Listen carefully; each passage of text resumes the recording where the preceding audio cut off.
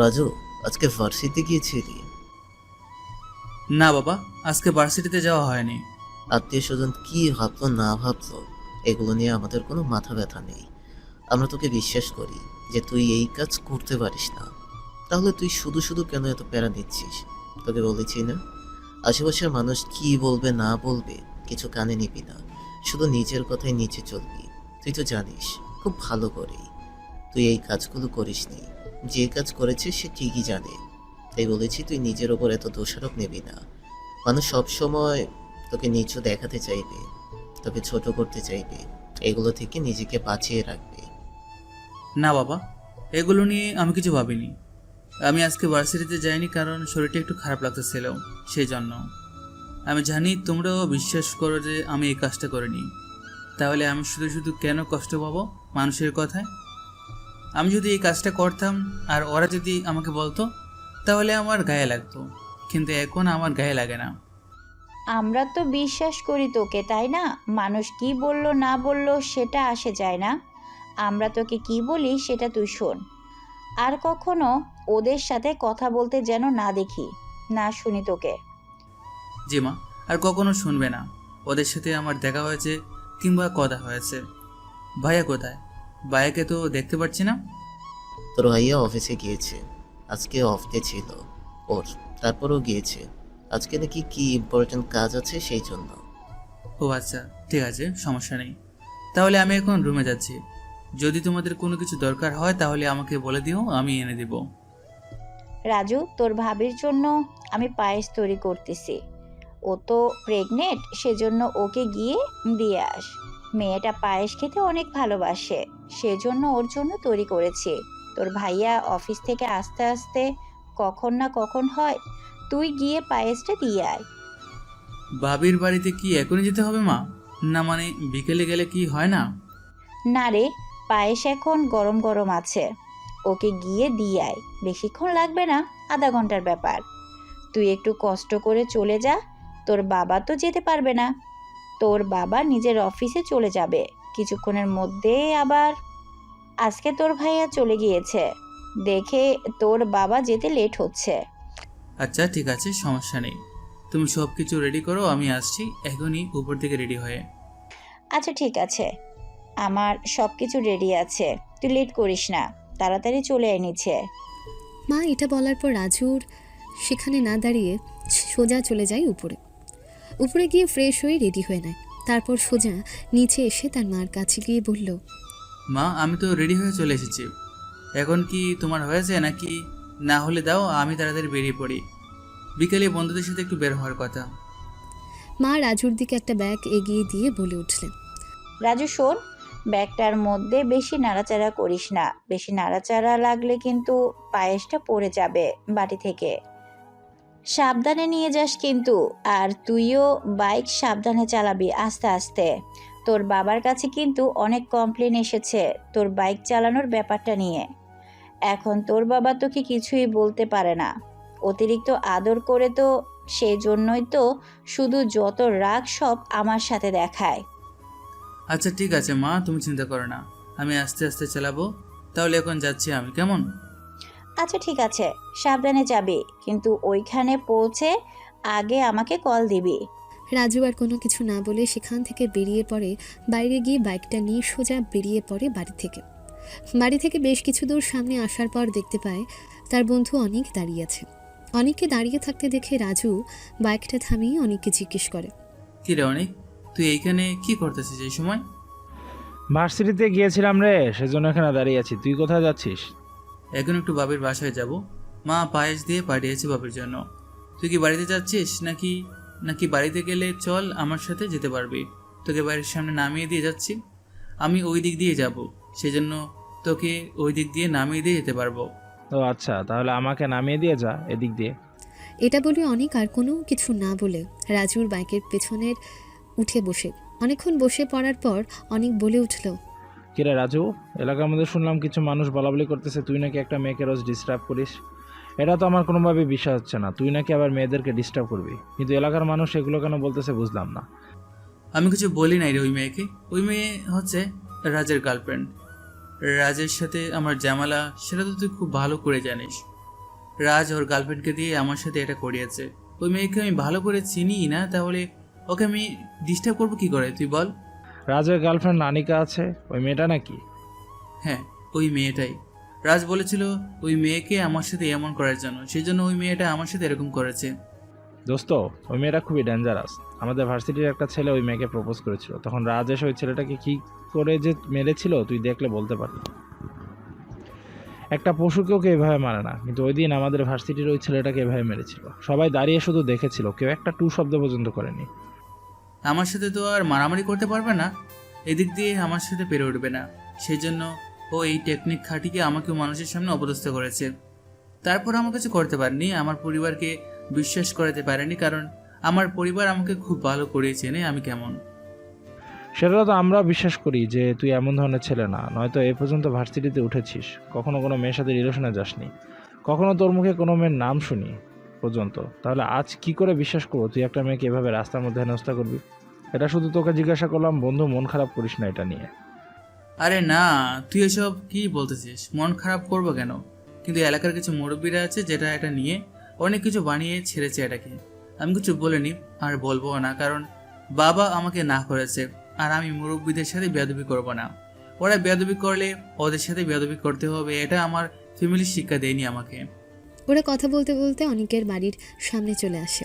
তারপর বাইকে দাঁড় করিয়ে রাজু বলে উঠল, অনেক তোদের বাড়ির সামনে চলে এসেছি নাম। হ্যাঁ, কথা বলতে বলতে কখন যেখানে চলে আসলাম বুঝতে পারিনি। এখন তাহলে চল আমার সাথে আমাদের বাড়িতে হয়ে যা। আয় আমার সাথে ভিতরে আয়, এক কাপ চা হয়ে যাক। না রে বন্ধু, আজকে না, অন্য কোনো দিন আসবো চা খাওয়ার জন্য। এখন তারার মধ্যে আছি, মা পায়েস দিয়ে পাঠিয়েছে বাবির বাসায় তাড়াতাড়ি গিয়ে মাকে আবার ফোন করে বলতে হবে যে পৌঁছে গিয়েছে। এমনিতে এক ঝামেলার মধ্যে আছি, তার উপর আবার কেউ না কেউ বাবার কাছে বিচার দিয়েছে যে আমি বেপরোয়া গতিতে বাইক চালাই। বাইক সাবধানে চালালেই তো পারিস, তাই না? তাহলেই তো আর আঙ্কেলের কাছে এভাবে মানুষ বিচার দেয় না। আমি তো সবসময় জোরে চালাই না, যখন বন্ধু বান্ধব থাকে তখন একটু একটু ওই রকম হয়ে যায়। আর তখনই যে ওরা কেউ দেখে ফেলে, বাবার পরিচিতরা, তখনই গিয়ে বাবার কাছে বিচার দেয়। এসব যদি ভাইয়া জানতে পারে তাহলে তো আমার কাছ থেকে বাইক ছিনিয়ে নেবে আর দিবে না বাইক চালানোর জন্য। আচ্ছা দোস্ত, অনেক লেট হয়ে গিয়েছে, এখন তাহলে আসছি, পরে দেখা হবে। কালকে কলেজে আসিস। আচ্ছা ঠিক আছে, তোকে আমি ফোন করে তারপর বের হব বাড়ি থেকে, ওদিক দিয়ে তোকে একেবারে নিয়ে তারপর চলে যাব ভার্সিটিতে। রাজু ঠিক আছে বলে এখান থেকে বাইক নিয়ে চলে যায় ওর ভাবির বাসার উদ্দেশ্যে। সে বাড়ি থেকে বের হয়েছিল 3টার সময়। রাস্তায় অনিকের সাথে দেখা হয়ে ওর সাথে টুকটাক কথা বলে এখন বেজে গিয়েছে প্রায় 4টার উপর। রাজু যখন তার বাড়ির সামনে গিয়ে বাইক থেকে নামলো, তার ব্যাগটা হাতে নিয়ে যখনই দরজার কাছে এসে দাঁড়ায়, তখন দেখতে পায় ওর পাশে আরেকটা মেয়ে দাঁড়িয়ে আছে, যে কিনা এই মুহূর্তে দরজায় কলিং বেল বাজাচ্ছে। কেমন আছিস শিলা? আলহামদুলিল্লাহ ভালো আছি। আপনি কেমন আছেন? আলহামদুলিল্লাহ ভালো আছি। কখন এসেছেন? আপনি তো আমাদের বাড়িতে আসেনই না, আজকে কি করে এসে গেছেন? ভুলে এসে গেছেন নাকি, তাই না?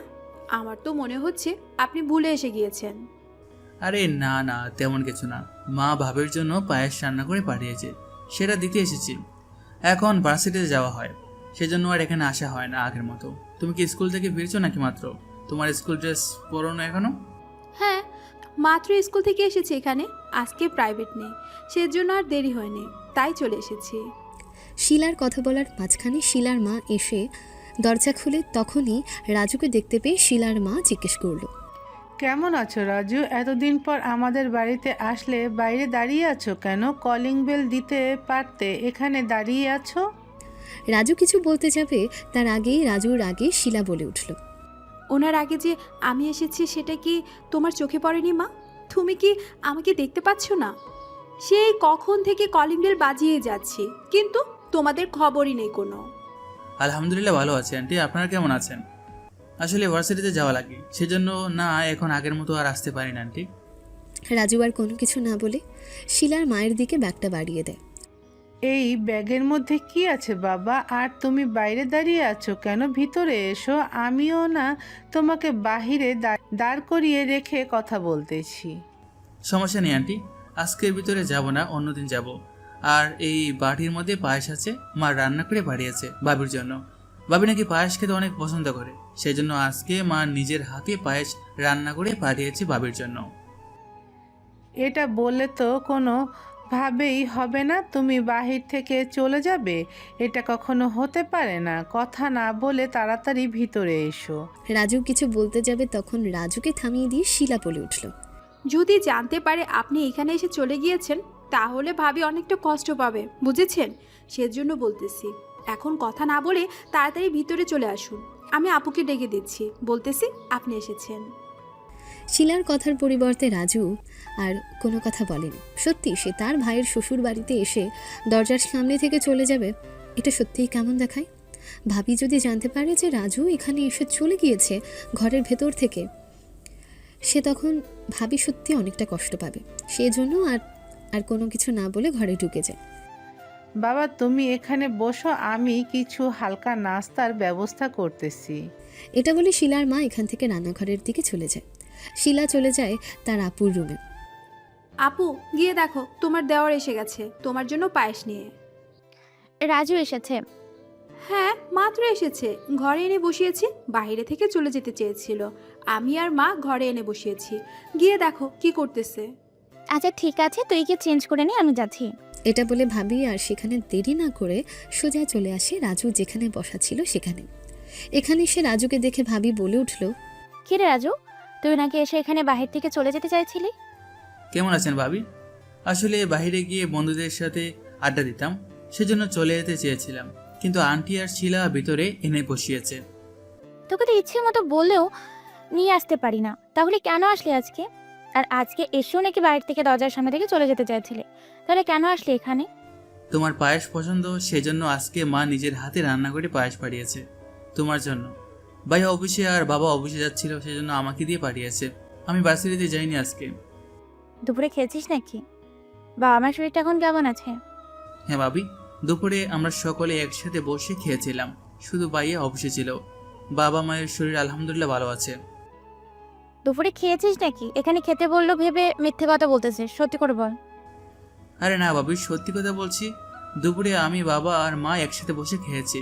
আজকে ভার্সিটিতে যাইনি সেজন্য, আর ভাইয়া আজকে অফিসে চলে গিয়েছিল, সেজন্য বাবা আজকে লেট করে গিয়েছে অফিসে। যদি আমার কথা তোমার বিশ্বাস না হয় তাহলে মায়ের কাছে ফোন করে দেখতে পারো। আচ্ছা সমস্যা নেই।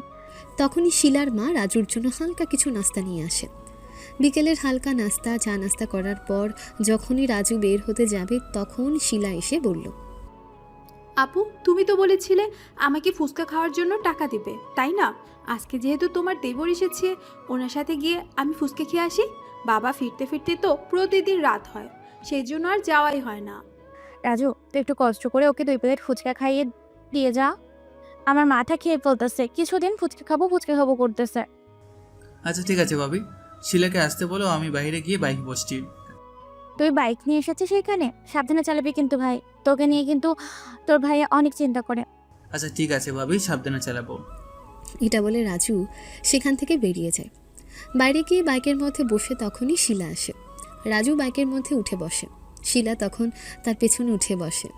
শিলা ভালো করে ধরে বসো, বাইক টান দিলে কিন্তু পড়ে যাওয়ার সম্ভাবনা থাকে, সেজন্য ভালো করে ধরে বসো, আমি আস্তে আস্তে বাইক চালাবো। শিলার কোনো কিছু না বলে একটা হাত রাজুর কাঁধের উপর রাখে আর অন্য হাত পেছনে রাখে। শিলাদের বাড়ির একটু সামনে ফুচকাওয়ালা মামার দোকান। সেখানে গিয়ে রাজু বাইকটা সাইড করে রেখে বলে উঠল, তুমি ওইখানে গিয়ে বসো, আমি ফুচকাওয়ালা মামার কাছে গিয়ে অর্ডার করে আসি। বেশি জাল দিতে বলবো নাকি কম জাল দিতে বলবো? তুমি কি জাল খাও? বেশি করে ঝাল দিয়ে বলবে 2 প্লেট ফুচকা দিতে।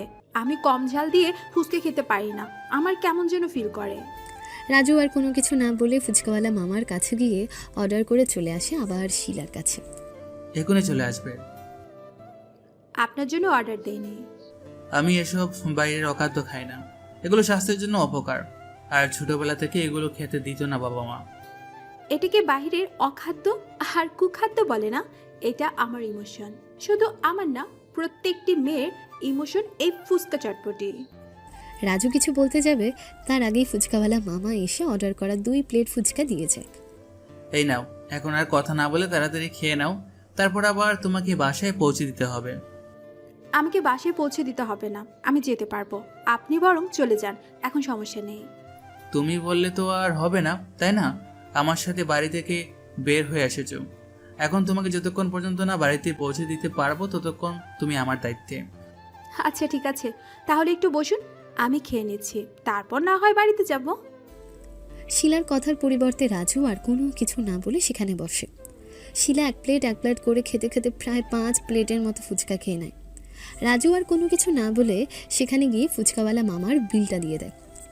বিল দিয়ে বের হয়ে বাইকে ওঠার সময় শিলা বলে উঠল, এই নিন টাকা, এটা আসার সময় আপু আমাকে দিয়ে দিয়েছে ফুচকা খাওয়ার জন্য। তোমাকে 5 প্লেট কেন, 10 প্লেট ফুচকা খাওয়ার মতো ক্ষমতা আমার রয়েছে, বুঝেছো? তাই টাকা তোমার কাছেও রেখে দাও, আমার চাই না টাকা। এটা দিয়ে পরবর্তীতে তুমি আবার ফুচকা খেয়ে নিও। কিন্তু আপু তো আমাকে টাকা দিয়েছে, আপনি কি দিতে বলেনি, তাহলে আপনি কেন দিবেন? আর আমার কাছে এখনো আছে, আপনি এটা নিয়ে নিন, পরবর্তীতে না হয় আপনার সাথে খাবো, আবার আপনার টাকায় খাবো। আমার টাকা যে কথা বাবের টাকা একই কথা। আমার লেট হচ্ছে, আর কথা না বলে বাইকে ওঠো, তোমাকে বাড়িতে পৌঁছে দিয়ে আমার বন্ধুদের কাছে যাব, ওরা আমার জন্য অপেক্ষা করছে। রাজুর কথার পরিবর্তে শিলা আর কোনো কথা না বলে সোজা রাজুর বাইকে উঠে বসে। এবার আর রাজুর বলতে হয়নি ধরে বসার কথা, শিলা নিজে থেকেই রাজুকে ধরে বসেছে। রাজু আর কোনো কথা না বলে সোজা বাইক নিয়ে দাঁড় করায় শিলাদের বাসার সামনে। শিলা বাইক থেকে নেমে দাঁড়িয়ে বলল, বাড়িতে আসুন। আজকে আর না, পরে আবার একদিন আসবো, তুমি যাও, ঘরে চলে যাও। আবার কবে আসবেন? এখন জানি না, যদি দরকার পড়ে তাহলে কালকেও আসতে পারি, আবার 2 মাসের ভিতরে নাও আসতে পারি, এটা জানি না আমি। আবার না হয় একদিন আসবেন, আবার না হয় ফুচকা ঝালমুড়ি খাওয়াবেন আমাকে। আজকে তো শুধু ফুচকা খাইয়েছেন, সেই দিনও আপনার টাকাই খাবো।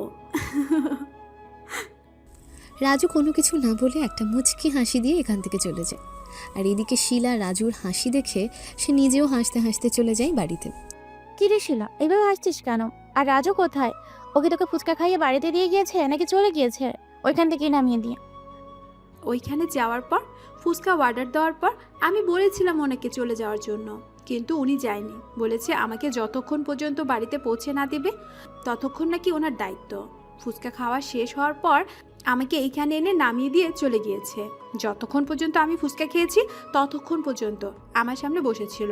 আমি বলেছিলাম এখন বাড়িতে আসার জন্য, কিন্তু আসেনি বাড়িতে, বলেছে পরে কোনো একদিন আসবে আবার।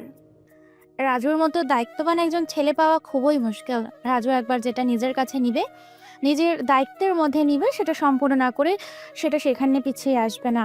এখন তুই যা, সন্ধ্যা হয়ে গিয়েছে, পড়তে বস, গিয়ে ফ্রেশ হয়ে নে। শিলার কোনো কিছু না বলে সেখান থেকে সোজা চলে যায় তার রুমে গিয়ে পড়তে বসে। আর ভাবি চলে যায় ভাইয়ার সাথে কথা বলতে ফোনে। রাজু বন্ধুদের সাথে আড্ডা দিয়ে রাত 9টার সময় বাড়িতে আসে। কিরে রাজু, তুই এতক্ষণ কোথায় ছিলি? তোর ভাবি তো বললো তোর ভাবির বাড়ি থেকে সন্ধ্যার আগেই বেরিয়ে গিয়েছিস, তাহলে এতক্ষণ কোথায় ছিলি? আসলে ভাইয়া অনেকদিন পর বন্ধুরা বলছিল একটু আড্ডা দেওয়ার জন্য, সেজন্য ওদের সাথে একটু আড্ডা দিচ্ছিলাম। বাবাকে বলেছিলাম তুমি অফিসে ছিলে, সেই জন্য তোমাকে বলতে পারিনি। তোকে বলেছি না, দিনের বেলা যত আড্ডা দেওয়ার দিয়ে কিন্তু রাত করে এতক্ষণ বাইরে থাকবি না। আজকে যেন লাস্ট হয়, এরপর থেকে আর রাত করে কোনো আড্ডা দেওয়া নেই। এখন যা, ফ্রেশ হয়ে গিয়ে পড়তে বস, খেয়ে চলে যা একবারে। আচ্ছা ঠিক আছে ভাইয়া, যাচ্ছি, এখন গিয়ে পড়তে বসছি। বাবা মা কোথায়?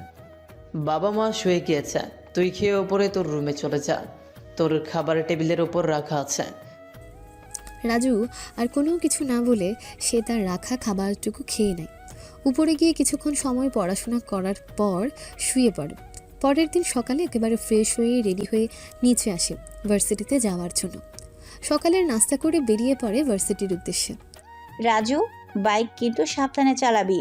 যদি আরেকদিন আমার কানে এসেছে তো তোর বেপরোয়া গতিতে বাইক চালাচ্ছিস, তাহলে তোর বাবার ভাইয়া কি করবে জানি না। আমি নিজেই তোর বাইক চালানো বন্ধ করে দিব। আচ্ছা ঠিক আছে মা, আস্তে আস্তে বাইক চালাবো, তারপরে তুমি এমন কথা বলো না। এটা বলতে বলতে রাজু সেখান থেকে বাইক নিয়ে চলে যায় ভার্সিটির দিকে। কিরে, আজকে আসতে এত লেট হলো কেন? তোদের সাথে আড্ডা দিয়ে রাতে ঘুমাতে অনেক লেট হয়ে গিয়েছে, সেজন্য। এখন কথা না বলে চুপচাপ ক্লাসে চল। চল বাসায় যাই, আজকে অনেকটা লেট হয়ে গিয়েছে আমারও। তোকে কি বলবো, আমারও রাতে ঘুমাতে লেট হয়ে গিয়েছে। তারপর তারা দুই বন্ধু আর কোনো কথা না বলে শুধু তাদের ক্লাসে চলে যায়। এক এক করে যখন তারা দুই বন্ধু ক্লাস করে শেষ করে বের হয়, তখন অনেক বলে উঠল, রাজু চল, আজকে ওই দিক থেকে একটু ঘুরে আসি, অনেক দিন ধরে ওদিকে যাওয়া হয় না। ওইদিকে কোথায়? আমাদের ক্লাসের দিকে নাকি? হ্যাঁ, আমাদের স্কুলের দিকে অনেক দিন ধরে যাওয়া হয় না, চল স্যারদের সাথে দেখা করে আসি। আর আমার ছোটো বোনটার স্কুলের কিছু টাকা দিতে হবে, ওগুলোও দিয়ে আসি। বাবা যাওয়ার সময় সকালবেলা আমার হাতে ধরিয়ে দিয়ে গেছে। আচ্ছা ঠিক আছে, চল তাহলে যাই। তারপর তারা দুজন আর কোনো কথা না বলে সোজা বাইক নিয়ে বেরিয়ে পড়ে ওই স্কুলের দিকে। স্কুলের গেট দিয়ে বাইক নিয়ে ঢুকে ওরা। ওই সময় স্কুলের সকলকে লাঞ্চ টাইম দেওয়া হয়। রাজুকে দূর থেকে দাঁড়িয়ে যখন শিলা দেখলো ওদের স্কুলের মাঠের মধ্যে দাঁড়িয়ে, তখন রাজুর দিকে শিলা এগিয়ে আসে আস্তে আস্তে। ততক্ষণে অনেক বলে উঠল, রাজু, তুই আমার সাথে যাবি নাকি? চল স্যারদের সাথে দেখা করে আসি, অনেক দিন তো হলো স্যারদের সাথে দেখা নেই, যোগাযোগ নেই। না তুই যা, আমি এখানে বসছি। আমি এখন যাবো না ওইদিকে, তোর কাজ শেষ করে তাড়াতাড়ি চলে আয়, এখানে আমি বসে আছি। আচ্ছা ঠিক আছে, তাহলে তুই এখানে বস, আমি কাজটা শেষ করে আসতেছি। একটু সময় লাগতে পারে, কারণ এখন তো লাঞ্চ টাইম, হয়তো স্যাররা লাঞ্চ করতেছে। এটা বলে অনেক চলে যায় অফিস রুমের দিকে। রাজুর পকেট থেকে ফোনটা বের করে যখনই ফেসবুকে ঢোকে, তখনই শিলা এসে জিজ্ঞেস করলো, আপনি এখানে কি করতেছেন? স্কুলে তো আপনার আসার কথা না? আরে শিলা, তুমি এখানে? ও, তোমার পুরানো তো স্কুলের ড্রেস। তুমি এই স্কুলে পড়ো? এত দূর থেকে এসে স্কুলে পড়ো তুমি? এটা তো জানতাম না। হ্যাঁ, এই স্কুলের প্রিন্সিপাল আমার বন্ধু, সেই জন্য আমাকে এনে স্কুলে ভর্তি করিয়েছে। এখন বলুন, আপনি এখানে কি করতেছেন? আপনি ভার্সিটিতে যাননি?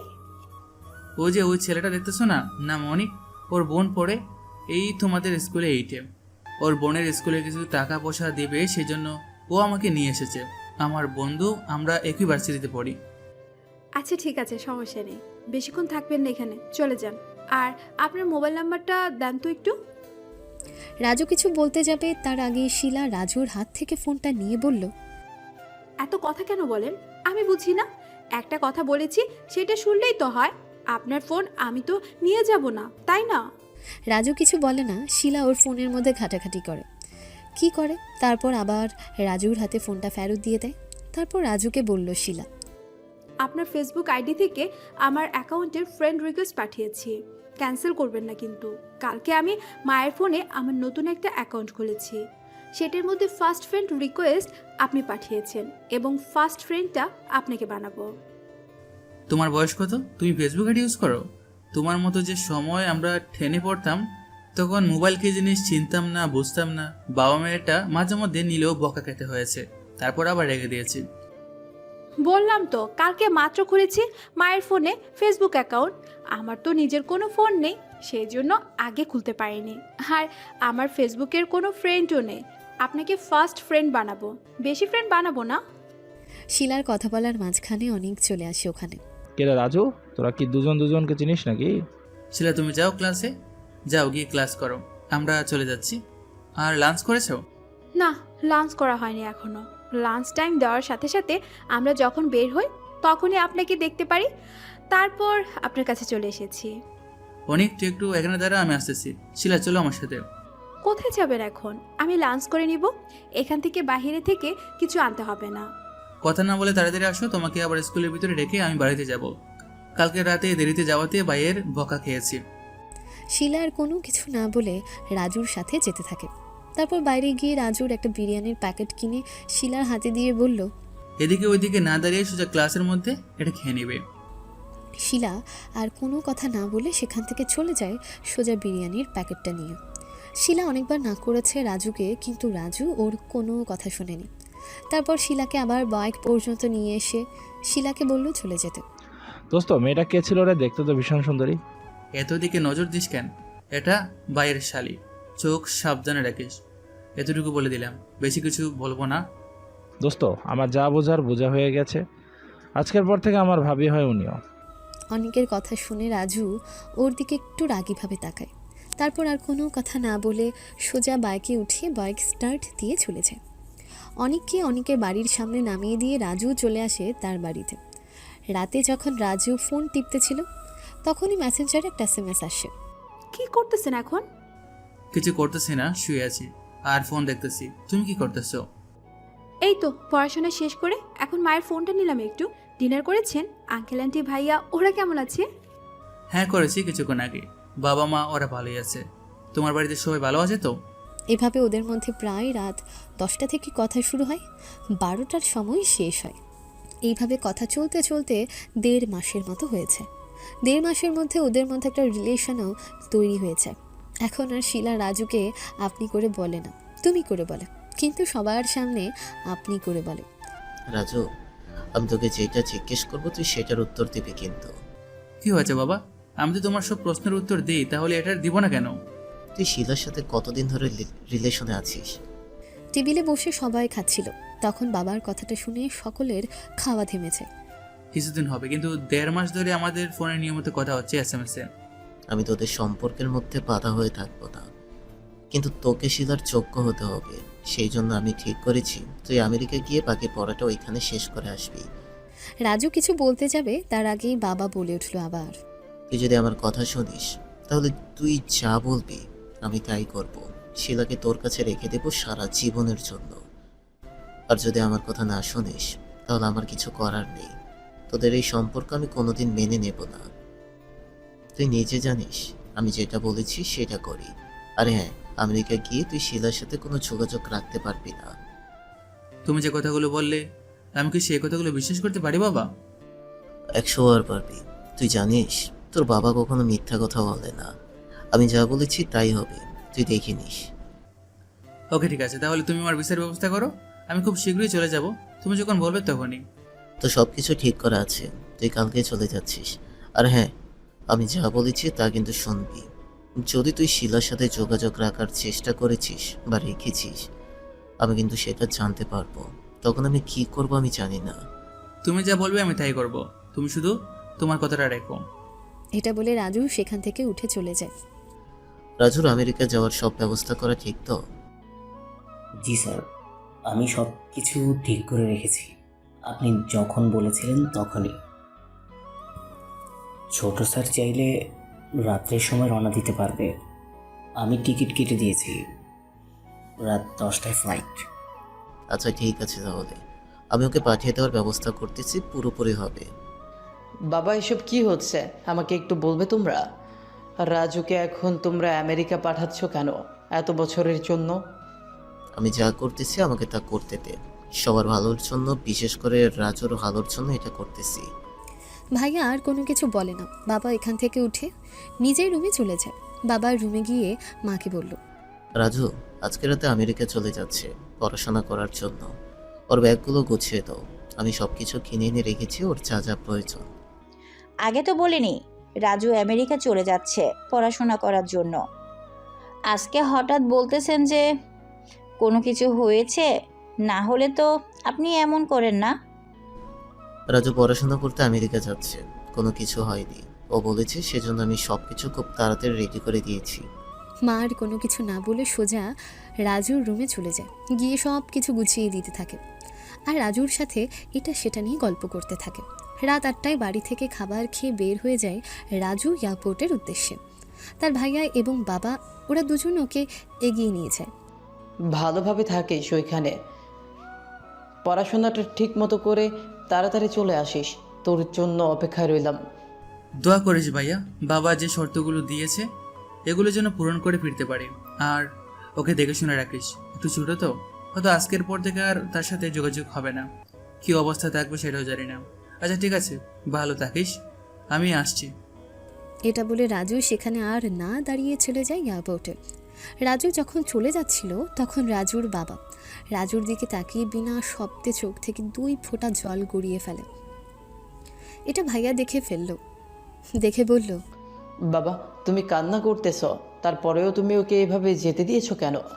ও যদি সত্যি শিলাকে পছন্দ করে থাকে কিংবা ভালোবেসে থাকে তাহলে সমস্যা কি তোমার মেনে নিতে? আমি তো এটার মধ্যে কোনো ভুল দেখতেছি না। আর তোমার মতের মধ্যে শিলা নিজেও ওকে ভালোবাসে। আমি চাই রাজু নিজের পায়ে দাঁড়াক, ওর নিজস্ব কোম্পানি হোক। আমাদের এলাকার মানুষ সেই একটা ব্যাপারে ওর আজ পর্যন্ত রাজুকে ভালো চোখে দেখে না। যতদিন পর্যন্ত না রাজু তার নিজস্ব গন্তব্য, নিজের সাম্রাজ্য তৈরি করবে, ততদিন পর্যন্ত মানুষ ওকে বুঝবে না। এখন আমরা এটা যতই এক্সপ্লেন করি না কেন।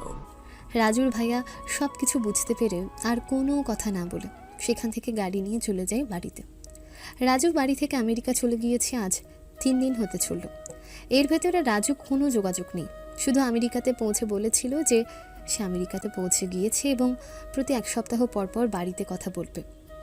তুমি যদি রাজুকে আমেরিকা পাঠিয়ে না দিতে তাহলে আজকে আমার ছেলেটা বাড়িতে থাকতো, আমাদের সবার চোখের সামনেই থাকতো। আর ওইদিকে ওই মেয়েটার কি অবস্থা তুমি বুঝতে পারতেছো? ওই মেয়েটা নাকি শুনলাম খাওয়া দাওয়া ছেড়ে দিয়েছে একদম। আর কি করলে তোমার শান্তি হবে বলো তো তুমি? ওদের সম্পর্কটা যদি তুমি মেনে নিতে তাহলে কি হতো? মায়ের কথা শুনে ভাইয়া কিছু বলতে যাবে, তার আগে ভাইয়ার ফোনে কল আসে। তারপর ভাইয়া কলটা রিসিভ করে সাইডে যায়। ভাইয়া কিছু বলার আগেই ওই পাশ থেকে ভাবি বলে উঠল, তুমি কোথায় আছো? এখন একটু আমাদের বাড়িতে আসো। শিলা অনেক বেশি পাগলামি করতেছে, ওকে মা থাপ্পড় দিছে, এখন কি করতেছে নিজেও জানে না। তুমি যত দ্রুত সম্ভব এখানে চলে আসো। ওকে, চিন্তা করো না, আমি বাড়িতে আছি, এক্ষুনি আসছি, বেশিক্ষণ লাগবে না।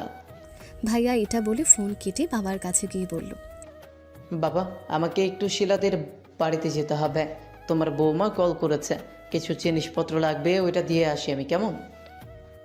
বৌমাকে বাড়িতে নিয়ে আসার সময় আমি সব কিছু করবো বৌমার। আমার বাড়িটা একেবারে খালি হয়ে গিয়েছে, আমি কিচ্ছু চাই না, বাড়িটা যেন আগের মতন হয়ে যায় সেই ব্যবস্থা কর। আচ্ছা ঠিক আছে, আমি আসার সময় না হয় ওকে নিয়ে আসবো বিকেলবেলা। তোমাকে কিছু করতে হবে না, আমি একটা কাজের বুয়া রেখে দিব, সেই সব কিছু করে দিবে। আমি যেটা না পারবো সেটা কাজের বুয়া করবে? আমার মেয়ে সব কিছুই আমি করতে চাই, তোকে এত কিছু বুঝতে হবে না। তোকে যা বলেছি তুই শুধু এতটুকুই কর, তুই বৌমাকে বাড়িতে নিয়ে আয়। সাবধানে যা, আর ফিরে আসিস কিন্তু বিকেলে, কালকে আবার অফিসে যেতে হবে তাকে। আচ্ছা ঠিক আছে বাবা, তাহলে আমি যাচ্ছি বাইক নিয়ে। এটা বলে ভাইয়া সেখানে আর লেট না করে বেরিয়ে পড়ে। 20 মিনিটের মধ্যে এসে পড়ে শিলাদের বাড়িতে উপস্থিত হয়। যাওয়ার সাথে সাথে এসে শিলার মা দরজা খুলে দেয়। কেমন আছেন আম্মা? আলহামদুলিল্লাহ ভালো আছি বাবা, তুমি কেমন আছো? ঘরে আসো, তুমি বসো, আমি শরবত করে নিয়ে আসি। মা, কিছু করতে হবে না, আমি ওর রুমে যাচ্ছি, কেমন? গিয়ে দেখি ও কি করতেছে। ও ওর রুমে নেই, ও শিলার রুমে আছে, এখন গিয়ে দেখো শিলা ঘরে। ভাইয়া ঠিক আছে বলে এখানে আর না দাঁড়িয়ে সোজা চলে যায় শিলার রুমে। শিলার রুমে গিয়ে দেখতে পায় শিলা শুয়ে শুয়ে কান্না করছে, আর ভাবি পাশে বসে শিলার মাথায় হাত বুলিয়ে দিচ্ছে। ভাইয়া গিয়ে ভাবিকে জিজ্ঞেস করলো, কি হয়েছে শিলা, এইভাবে কান্না করতেছে কেন? আর আম্মা ওকে কি মেরেছে? আচ্ছা সত্যি করে বলতে রাজু কোথায়? আমি ওদের SMS পড়ে যতটুকু বুঝলাম, রাজু তো এইভাবে পালিয়ে যাবার মতো মানুষ না। আর আমি তো রাজুকে পার্সোনালি চিনি, তাই না? ওকে এত বছর ধরে রেখে আসছি, রাজু তো এমন করবে না কখনো। রাজি কোথায় গিয়েছে বল? আমি শিওর ও কোনো না কোনো বিপদে পড়েছে, সেজন্য ওর সামনে আসতেছে না। শিলার অবস্থাটা একবার দেখো, ওর এমন অবস্থা দেখে মা একটু আগে ওকে থাপ্পড় মেরেছে কয়েকটা। আমি ওর ঘর থেকে এসে ফিরিয়েছি মাকে। ভাইয়া ভাবির কথায় কিছুক্ষণ চুপ করে থাকে। ভাইয়াকে চুপ করে থাকতে দেখে শিলা এবার উঠে বসে। তারপর ভাইয়ার কাছে হাত জোর করে বলল, দুলা ভাই, তোমার তো কোনো বোন নেই তাই না?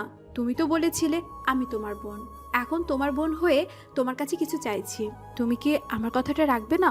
আমার ইচ্ছাটা কি পূরণ করবে না তুমি? শিলা, অবশ্যই তুমি আমার বোন, তাই তো আমি তোমাকে এতটা আদর করি। কি জানতে চাও বলো, আমি সব কিছু বলবো তোমাকে। ভাইয়া, আমি জানি রাজু আমাকে ধোকা দেওয়ার ছেলে না। তোমাদের কাছে হয়তো মনে হতে পারে আমাদের সম্পর্কটা 1.5 মাসে, অল্প কিছু দিনের, কিন্তু বিশ্বাস করো আমি আরও অনেক আগে থেকে রাজুকে পছন্দ করতাম। আমার কথা তোমাদের কাছে হয়তো বিশ্বাস হবে না, কারণ হয়তো ভাববে আমি অনেক ছোট, সেজন্য আমার আবেগে আমি এসব বলতেছি। কিন্তু বিশ্বাস করো, আমি একটা কথা আমার আবেগ থেকে বলতেছি না। আমি ক্লাস 7 থেকে ওনাকে লাইক করতাম। এই আস্তে আস্তে ভালো লাগাটা কখন যে ভালোবাসায় পরিণত হলো আমি নিজেও জানি না। আমি এই কয়েকদিনে যতটুকু চিনেছি, যতটুকু বুঝেছি, রাজু আমাকে ধোকা দিয়ে দূরে যাওয়ার ছেলে না। রাজু কোথায় আছে সত্যি করে বলো? ও আমার ফোন তুলছে না, ফোন বন্ধ, ওর সব অনলাইন অ্যাকাউন্ট থেকে ডিঅ্যাক্টিভ করা। ওকে আমি কোথাও খুঁজে পাচ্ছি না ভাইয়া, ওকে একটু আমার কাছে এনে দাও, নয়তো আমাকে নিয়ে যাও ওর কাছে।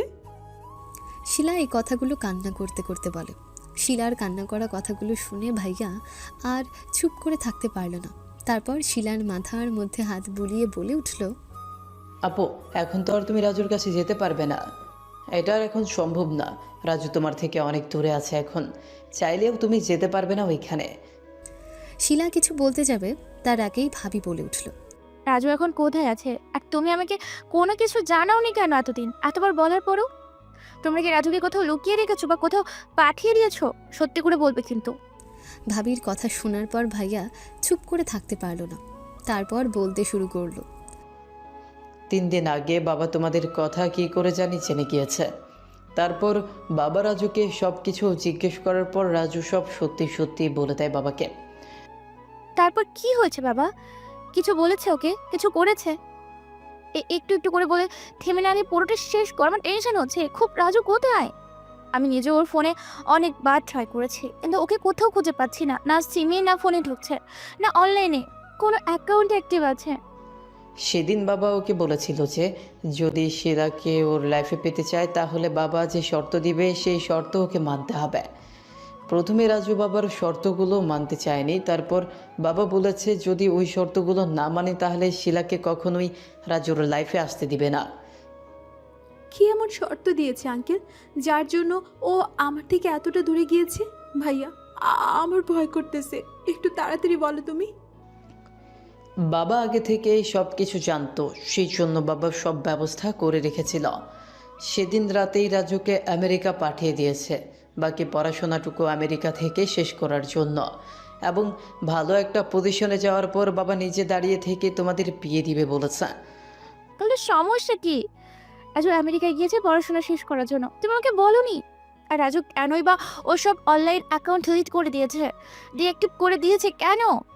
বাবা ওকে না করেছে শিলার সাথে যেন কোনো রকম যোগাযোগ না রাখে। যদি কোনো যোগাযোগ রাখে বা শিলার সাথে কোনো যোগাযোগ করার চেষ্টা করে তাহলে বাবা তার নিজের শর্ত ভুলে যাবে। রাজু যেন আমেরিকা থাকার সময় টুকুর মাঝে শিলার সাথে কোনো রকম যোগাযোগ না করে, তার জন্য রাজুকে কঠিনভাবে বলেছে বাবা। সেই দিন রাতে যাওয়ার আগে সব কিছু ডিলিট করে দিয়েছে ডিঅ্যাক্টিভ করে, এবং নাম্বার সব কিছু আমাদের সামনে ডিলিট করেছে। তুমি সবকিছু জানার পরও আমাকে কেন বলোনি? আমাকে তো জানাতে পারতে শিলাকে না জানিয়ে।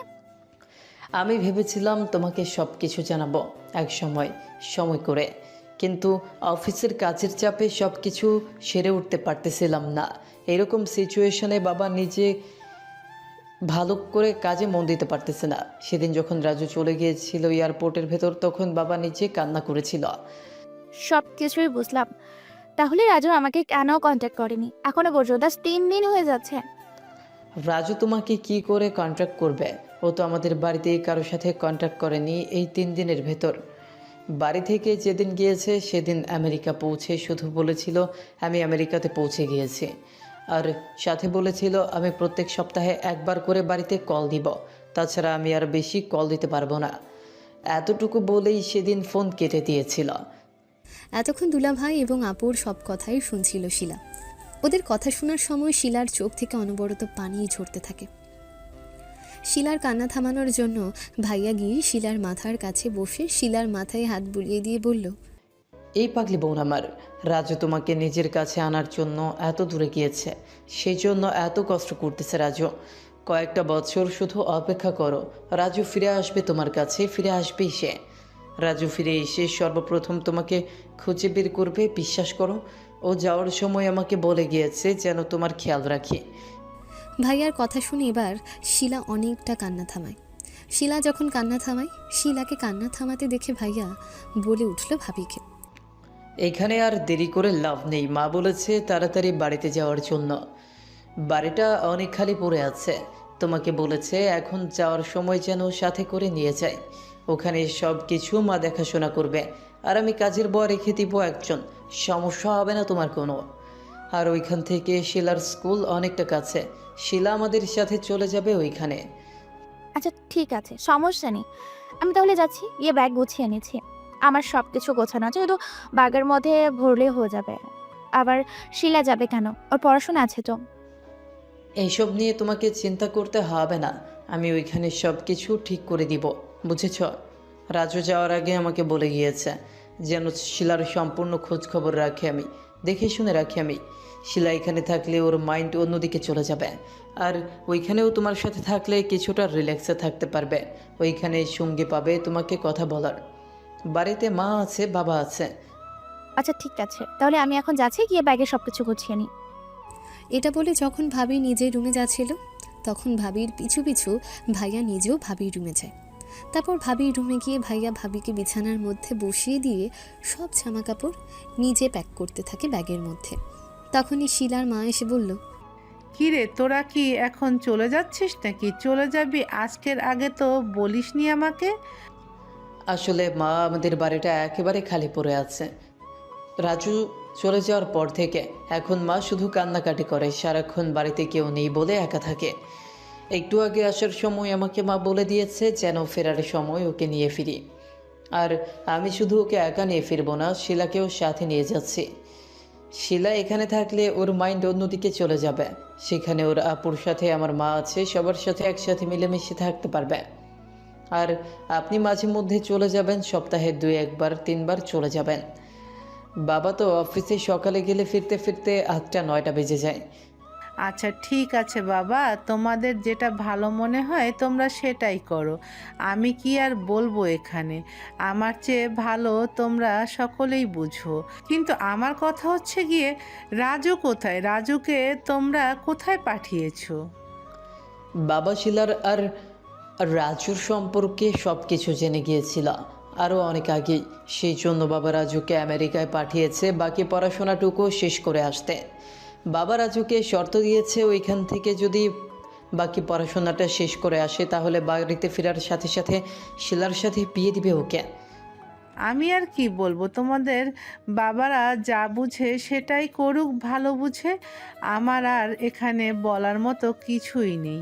আমি খাবার দিতেছি টেবিলে, তাড়াতাড়ি চলে আসো।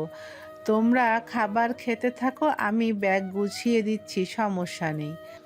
আরে না মা, আপনার ধরতে হবে না, আমি বুঝিয়ে দিয়েছি, আর কোনো কিছু করতে হবে না। ওর জামা কাপড় আগেই তৈরি ছিল, সেই জন্য আমি এখন শুধু ব্যাগের মধ্যে রেখে দিলাম। আচ্ছা ঠিক আছে বাবা, তাহলে চলো, তোমাদেরকে খাবার দিচ্ছি। ভাই আর কোনো কিছু না বলে মায়ের সাথে চলে যায় খাবার খেতে। তারপর শিলাকেও ধরে নিয়ে এসে অল্প করে খাইয়ে নেয়। শিলার কাপড়ের ব্যাগটা শিলার মা তৈরি করে দেয়। তারপর ভাই একটা গাড়ি ফোন করে এনে ওদের দুজনকে উঠিয়ে দেয়। তারপর ভাইয়া বাইক নিয়ে আস্তে আস্তে আসে ওই গাড়িটার পিছু পিছু। বাড়ির সামনে যখন এসে প্রাইভেট কার থামে তখনই ঘর থেকে বেরিয়ে আসে রাজুর মা। কেমন আছো বৌমা? তোমাকে অনেক মিস করতেছিলাম, বুঝেছো? এতগুলো দিন ওইখানে গিয়ে থাকলে একবারও আমার কথা মনে পড়লো না তোমার? অথচ আমি তোমাকে সব সময় মিস করি। আর শিলা মামুনি, তুমি কেমন আছো? কি অবস্থা করেছো শরীরটার? নিজেকে আয়নায় দেখেছো? সমস্যা নেই মা, এখন তো চলে এসেছে, এখানে আর কোথাও যাচ্ছি না আপনাকে ছেড়ে। এখন থেকে আপনার কাছে থাকবো, আপনি যেইভাবে ইচ্ছে সেইভাবে রাখুন। সমস্যা নেই আন্টি, সব কিছু ঠিক হয়ে যাবে আবার। এমনিতে খেতে তেমন একটা ভালো লাগে না, কিন্তু আমার শরীরটা তো শুকায়নি। হ্যাঁ, সেটা তো আমি দেখতে পাচ্ছি, কতটা শুকিয়েছো আর কতটা শুকাওনি। এখন এখানে দাঁড়িয়ে না থেকে তাড়াতাড়ি ঘরে চলো। আমিও না তোমাদেরকে বাহিরে দাঁড় করিয়ে রেখে কথা বলতেছি। মা ওদেরকে নিয়ে ঘরে চলে যায় আর ভাইয়া ওদের দুজনের ব্যাগগুলো নিজের হাতে নিয়ে ভেতরে ঢোকে। ড্রাইভারকে গাড়ির ভাড়াটুকু মিটিয়ে দিয়ে দেয়।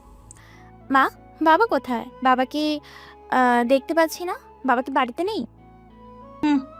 তোমার বাবা অফিস থেকে ফিরেছে আরো অনেক আগে, যখন তোমাকে আনতে গিয়েছে। একটু আগে তোমার শ্বশুর হয়তো বন্ধুদের সাথে আড্ডা দিতে গিয়েছে কোথাও, চলে আসবে, হয়তো বেশিক্ষণ দেরি করবে না। তুমি আর এখানে দাঁড়িয়ে না থেকে রুমে গিয়ে ফ্রেশ হয়ে রেস্ট করো, জার্নি করে এসেছো। আর আমি শিলাকে নিয়ে যাচ্ছি, মা, ওকে ওর রুমে দিয়ে আসি। শিলাকে কোন দিকের রুমে দিবেন? না, আমার পাশের রুমটা খালি ছিল, সেখানে তো থাকতে পারতো। শিলা ওই রুমে থাকবে কেন? তুমি জানো না ওই রুমে কেমন ভালো, কোনো ফার্নিচার নেই। তাহলে শিলাকে মা কোথায় থাকতে দিবেন? এই দিকে তো আমি আর খালি রুম দেখতেছি না। শিলাকে রাজুর রুমে থাকতে দেব, আজকে থেকে থাকবে। হয়তো কিছু বছর পর থেকে একেবারে আসতো, কিন্তু এখন যেহেতু এসে গিয়েছে এই বছর কয়েকদিনের মধ্যে এখান থেকে বের হতে পারবে না। আজ থেকে শিলাকে এখানেই থাকতে হবে আর রাজুর রুমেই থাকতে হবে। কি শিলা মামুনি, থাকবে না তুমি রাজুর রুমে? জি আন্টি, থাকতে পারবো আমি, সমস্যা হবে না আমার কোনো। কিছুদিন পর আমার ছোট ছেলের বউ হবে, এখন আমাকে আন্টি বলে ডাকতেছো? তোমাকে কিন্তু আমি বৌমা হিসাবে মেনে নিয়েছি, আর সেজন্যই তোমাকে আমার বাড়িতে ঢুকিয়েছি বৌমা হিসাবে। আজ থেকে আমাকে আন্টি বলে নয়, মা বলে ডাকবে। মনে থাকবে আমার কথা? জি আন্টি, সরি মা, মনে থাকবে আমার আজ থেকে। তারপর মা ভাবিকে ভাবির রুমে পাঠিয়ে দিয়ে শিলাকে নিয়ে যায় রাজুর রুমে থাকার জন্য। শিলাকে রাজুর রুমে ঢুকিয়ে জিজ্ঞেস করলো, মামুনি, তোমার রুমটা পছন্দ হয়েছে? পছন্দ না হলে নিজের মতো করে সাজিয়ে নাও, কারণ আজকের পর থেকে এই রুমটার তোমার গন্তব্য, এখানেই থাকতে হবে সারা জীবন। সেজন্য নিজের পছন্দ মতো রুমটাকে সাজিয়ে নাও। না মা, রুমটা অনেক সুন্দরভাবে সাজিয়ে রেখেছে আপনার ছেলে। আমার দেখে অনেক ভালো লাগতেছে, বোঝাতে পারবো না কতটা ভালো লাগতেছে। দিন চলে যায় দিনের মতন। সময়কে থামিয়ে রাখার মতো ক্ষমতা পৃথিবীতে কারোর নেই।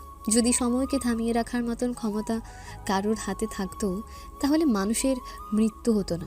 তেমনই রাজু বাড়ি থেকে চলে গিয়েছে আজকে 6 বছর হতে চলল। শিলা পড়াশোনা শেষ করে বাড়িতে এখন কাজ করছে। রাজুর ভাইয়া এবং বাবা শিলাকে অনেকবার বলেছিল যেন ওদের কোম্পানিতে গিয়ে একটা পোস্টে জব করে, কিন্তু শিলা না করে দিয়েছে। তেমনই আজকে সকালের কথা। মামনি, তোমাকে কত করে বলেছি তুমি পড়াশোনা শেষ করেছো, এখন বসে না থেকে তুমি আমাদের কোম্পানিতে দেখাশোনা করো। তোমাকে টাকার জন্য বলতেছি না মামনি, সব কিছুই বোঝো তুমি। তাই আমি চাচ্ছিলাম তুমি আমাদের কোম্পানিতে গিয়ে বসো। বাবা, আমি বাড়িতে ঠিক আছি। আপনার ছেলে কখনো চাইতো না যে আমি মানুষের সামনে যাই, আর এসব চাকরি বাকরি একদম পছন্দ করতো না আপনার ছেলে। সেই জন্য আমি চাই না আপনার ছেলের অনুপস্থিতিতে আমি এমন একটা কাজ করি যেটা আপনার ছেলের হৃদয়ে কষ্ট দেয়। আমি তার জন্য অপেক্ষা করে আসতেছি, আমি তার জন্য সারা জীবন অপেক্ষা করব। বাবা, শিলাকে শিলার মতো থাকতে দাও, ওকে এইসব বিষয়ে জোর করো না। রাজু নিজেও আমাকে বলেছে শিলা যেন বাইরে কোথাও ঘুরতে গেলে ওকে সাথে করে নিয়ে যায়। আমি আর ওই জায়গাতে শিলা একা একা পুরুষ মানুষের ভেতরে গিয়ে চাকরি করবে, এটা রাজু কোনোভাবেই মেনে নেবে না। তুমি রাজুকে খুব ভালো করেই চেনো। তারপর ওরা আর কোনো কিছু না বলে খাবার খেতে থাকে। তখনই রাজুর ভাইয়ের ছেলে ভাবি যখন প্রেগনেন্ট ছিল, তখন রাজু চলে গিয়েছিল আমেরিকা। আর এখন রাজুর 5 বছরের ভাতিজা রয়েছে। ভাতিজার নাম রেখেছে রাজ। রাজুর বাবা রাজুর নামের সাথে মিলিয়ে রেখেছে। ওরা সবাই যখন খেতে বসেছে, তখন রাজ গিয়ে টিভি অন করে। তখন একটা খবরের মধ্যে একজন মহিলা সাংবাদিক বলে উঠলেন, একজন বাংলাদেশি ছেলে হয়ে আমেরিকার নিউ ইয়র্কের সবচেয়ে ধনী ব্যবসায়ীদের মধ্যে একজন হয়ে যাওয়া, তার উপর আবার কয়েক বছরে। সে কোনো বৃদ্ধ না, মাত্র 27 বছরের যুবক। 6 বছর আগে বাংলাদেশ থেকে গিয়েছিল পড়াশোনা করার জন্য, আর আজকে কোটিপতি হয়ে বিলিয়নার হয়ে বাংলাদেশে ফিরছে। কিছুক্ষণ আগে মাত্র আমেরিকা থেকে ডাইরেক্ট ওই বিজনেসম্যানের প্রাইভেট জেটটি ল্যান্ড করে বাংলাদেশ আন্তর্জাতিক শাহজালাল বিমানবন্দরে। মহিলা সাংবাদিকের কথা শুনে রাজুর বাবা বলে উঠলেন, দেখ, আমেরিকান ছেলেগুলো কতটা পরিশ্রমী, সেই জন্যই 6 বছরে মাত্র এতটুকু উন্নত করেছে নিজের লাইফে। জিরো থেকে হিরো হয়েছে সে। আর তোর ভাই, যে তার কোনো খোঁজ নেই, আর 6 বছর ধরে সে বেঁচে আছে নাকি মরে গিয়েছে সেটাও জানি না ভালো করে। কত করে খুঁজলাম আমেরিকাতে, এত এত লোক দিয়ে, পুলিশ দিয়ে, তারপরে ওকে খুঁজে পেলাম না। আমার বিশ্বাস রাজু খুব শীঘ্রই আমাদের মাঝে এসে উপস্থিত হবে, কারণ আমার জানা মতে ওর পড়াশোনা শেষ হয়ে গিয়েছে। ভাইয়ার কথা বলা শেষ হওয়ার পর ভাবি কিছু বলতে যাবে, তখনই আবার সংবাদ পাঠিকা বলে উঠলেন, এই যে এখন এয়ারপোর্ট থেকে বের হচ্ছে, black pant, black sweet, white shirt, black shoes, মুখের মধ্যে ব্ল্যাক মাস্ক, আশেপাশে প্রায় 4-5 জন বডিগার্ড। ও মাই গড, বাংলাদেশ সেনাবাহিনী তাকে সেফটি দিয়ে বাড়িতে নিয়ে যাচ্ছে। কতটা ইম্পর্টেন্ট ব্যক্তি হলে তাকে সেনাবাহিনীরা এসে এয়ারপোর্ট থেকে পিক করে নিয়ে যায় বলুন তো আপনারা? সেই ছেলেটা অন্য কোনো দেশের নয়, স্বয়ং বাংলাদেশের ছেলে, যে কিনা 6 বছর আগে বাংলাদেশ থেকে পাড়ি জমিয়েছিল মার্কিন যুক্তরাষ্ট্রে, আর আজকে চলে এসেছে বিলিয়নার ট্রিলিয়নার হয়ে। মহিলা সাংবাদিকের এবারের কথাটা শুনে রাজুর মা বলে উঠলেন, আচ্ছা, এই ছেলেটাও তো আমার রাজু হতে পারে, তাই না? এত বড় আশা করো না কখনো। আমার নিজের ভুল হয়েছে, তোমার ছেলেকে এত লাখ লাখ টাকা খরচ করে আমেরিকা পাঠিয়েছি যেন নিজের পড়াশোনাটা শেষ করে শিলার যোগ্য হাজবেন্ডের মতো হাজবেন্ড হয়ে ফিরতে পারে, তখন যেন ওদেরকে আমি 4 হাত এক করে দিতে পারি। কিন্তু তোমার ছেলে কি করলো? আমেরিকাতে গিয়ে কোনো খোঁজ খবরই দিল না আমাদের, হারিয়ে গেল নিজের মতো করে। বাবা, এমন করে বলবেন না। আমার বিশ্বাস রাজু হয়তো কোনো বিপদে পড়েছে, নয়তো কোনো কারণ আছে। রাজু এভাবে লুকিয়ে থাকার ছেলে নয়, সেটা আপনারা খুব ভালো করে জানেন আমার থেকে। রাজু আপনাদের কাছে ছোটবেলা থেকে বড় হয়েছে বাবা, আর আমি মাত্র কয়েক বছর ধরে দেখছি রাজুকে। রাজু এমন করার ছেলে নয় বাবা। ওদের কথা বলার মাঝখানে বাড়ির গেট খোলার শব্দ হয়, কিন্তু তারা তেমন একটা গুরুত্ব দেয় না। গেটের মধ্যে দারোয়ান আছে, হয়তো চেনা পরিচিত কেউ এসেছে, সেজন্য গেট খুলে দিয়েছে। যখন বাইরে একের পর এক গাড়ির শব্দ শুনতে পেল, তখনই ওরা সবাই খাবার টেবিল ছেড়ে উঠে সেখান থেকে বাহিরের দরজায় গিয়ে দাঁড়ায়। সবাই যখন বাহিরের দরজার কাছে গিয়ে দাঁড়ায়, তখনই দেখতে পায় একে একে 3টা গাড়ি, সামনেরটা এবং পেছনের 2টা সেনাবাহিনীদের গাড়ি, আর মাঝখানের গাড়িটা BMW। একে একে সেনাবাহিনীগুলো গাড়ি থেকে নেমে এসে BMW গাড়িটাকে ঘিরে ধরে। তারপর একটা লোক সামনে থেকে নেমে পেছনের গেটটা খোলার পর প্রথমে গাড়ি থেকে একটা পা নিচে আসে। সকলে মিলে দেখে পায়ের মধ্যে কালো শুজ। তারপর যখন পুরো বডিটা বের করলো, প্রথমে ভাইয়া এবং বাবার এবং ভাবির চিনতে একটু কষ্ট হয়েছিল, কিন্তু মা আর শিলার চিনতে একটু কষ্ট হয়নি শিখে। মা আর কোনো কিছু না বলে দৌড়ে ওকে জড়িয়ে ধরে কান্না করে বলতে লাগলো, তুই এতদিন কোথায় ছিলিস বাবা? তুই যাওয়ার পর থেকে আমাদেরকে ভুলে গিয়েছিস। এভাবে কেন আমাদেরকে কষ্ট দিচ্ছিস?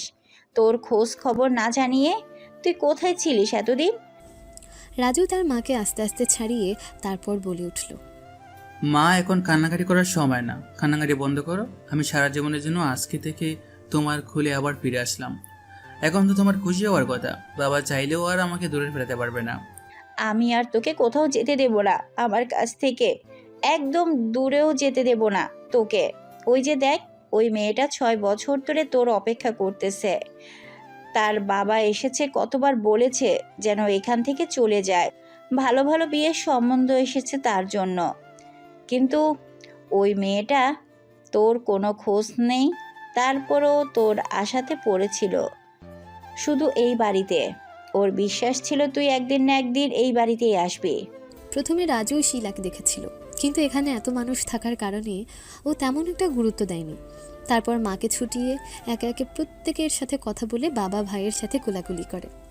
ভাবির কাছে গিয়ে রাজুকে কোলে নিয়ে জিজ্ঞেস করলো, কেমন আছো ভাবি? সকালে আমার সাথে কথা বলতেছো, তুমি কি আমার সাথে কথা বলবে না? রেগে থাকবে? এখনো চুপ করে আছো আমার উপর? আমি এতটাই বড় ভুল করেছি তোমার সাথে? তুই কে? তোকে তুমি চিনি না? আমি চিনি না তোকে। আমার ভাই রাজুকে তো এমন ছিল না। সে কোথায় যাওয়ার আগে আমার কাছ থেকে পারমিশন নিয়ে যেত, বা কোথাও গেলে আমাকে গিয়ে সাথে সাথে সবকিছু জানাতো। কিন্তু তুই তো আমাকে কিছু জানাসনি, তাই না? আমি রেগে থাকলেও তোর কিচ্ছু না। ভাবি, তোমাকে সবকিছু পড়ে আমি খুলে বলবো। এখন যাই, তোমার বোনের রাগটা ভাঙিয়ে আসি।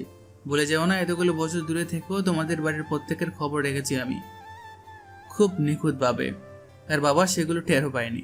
আমি চাইলে বাড়ির প্রত্যেকে মানুষের সাথে যোগাযোগ করতে পারতাম, কিন্তু তোমাদের সাথে কথা বললে তখনই আমার শিলার সাথে কথা বলতে ইচ্ছে করতো। সেজন্য আমি তোমাদের সাথেও কথা বলিনি। আর শিলার সাথে চাইলেও আমি কথা বলতে পারতাম, বাবা ধরতে পারতো না। আমি বাবার শর্তটা মেনেছি, অমান্য করিনি বাবার শর্তটা। হ্যাঁ বাবা, তুই আমার শর্তটা মেনেছিস। এখন আমি তোদের বিয়েটা খুব ধুমধাম করে দিব, তুই চিন্তা করিস না এইসব নিয়ে। 2-3 মাসের মধ্যে আমি তোদের বিয়েটা দিয়ে দিব। 2-3 মাস আমার কাছে 2-3 হাজার বছরের মতো বাবা, বুঝেছো? আমি কাজী সাহেবকে খবর দিয়েছি, কাজী সাহেব হাসতেছে। আসলে আমরা বিয়ে করে নেব, এবং সেটা আজকেই করব। তুমি শুধু এদিকের কিছু আয়োজন করো, আমার কাজিনদের সবাইকে বলো চলে আসতে। আর তোমার যত আত্মীয় স্বজন আছে সকলকে দাওয়াত করে দাও। ওদের থাকার জায়গা নিয়ে চিন্তা করতে হবে না। আমাদের বাড়িতে অনায়াসে 100 জন মানুষ থাকতে পারবে। আর বাকিদের ব্যবস্থা আমি বাইরে করে দেব। এত তাড়াতাড়ি করার কি দরকার রাজু? এসেছিস কিছুদিন রেস্ট কর, তারপর না হয় আস্তে আস্তে সব কিছু করা যাবে।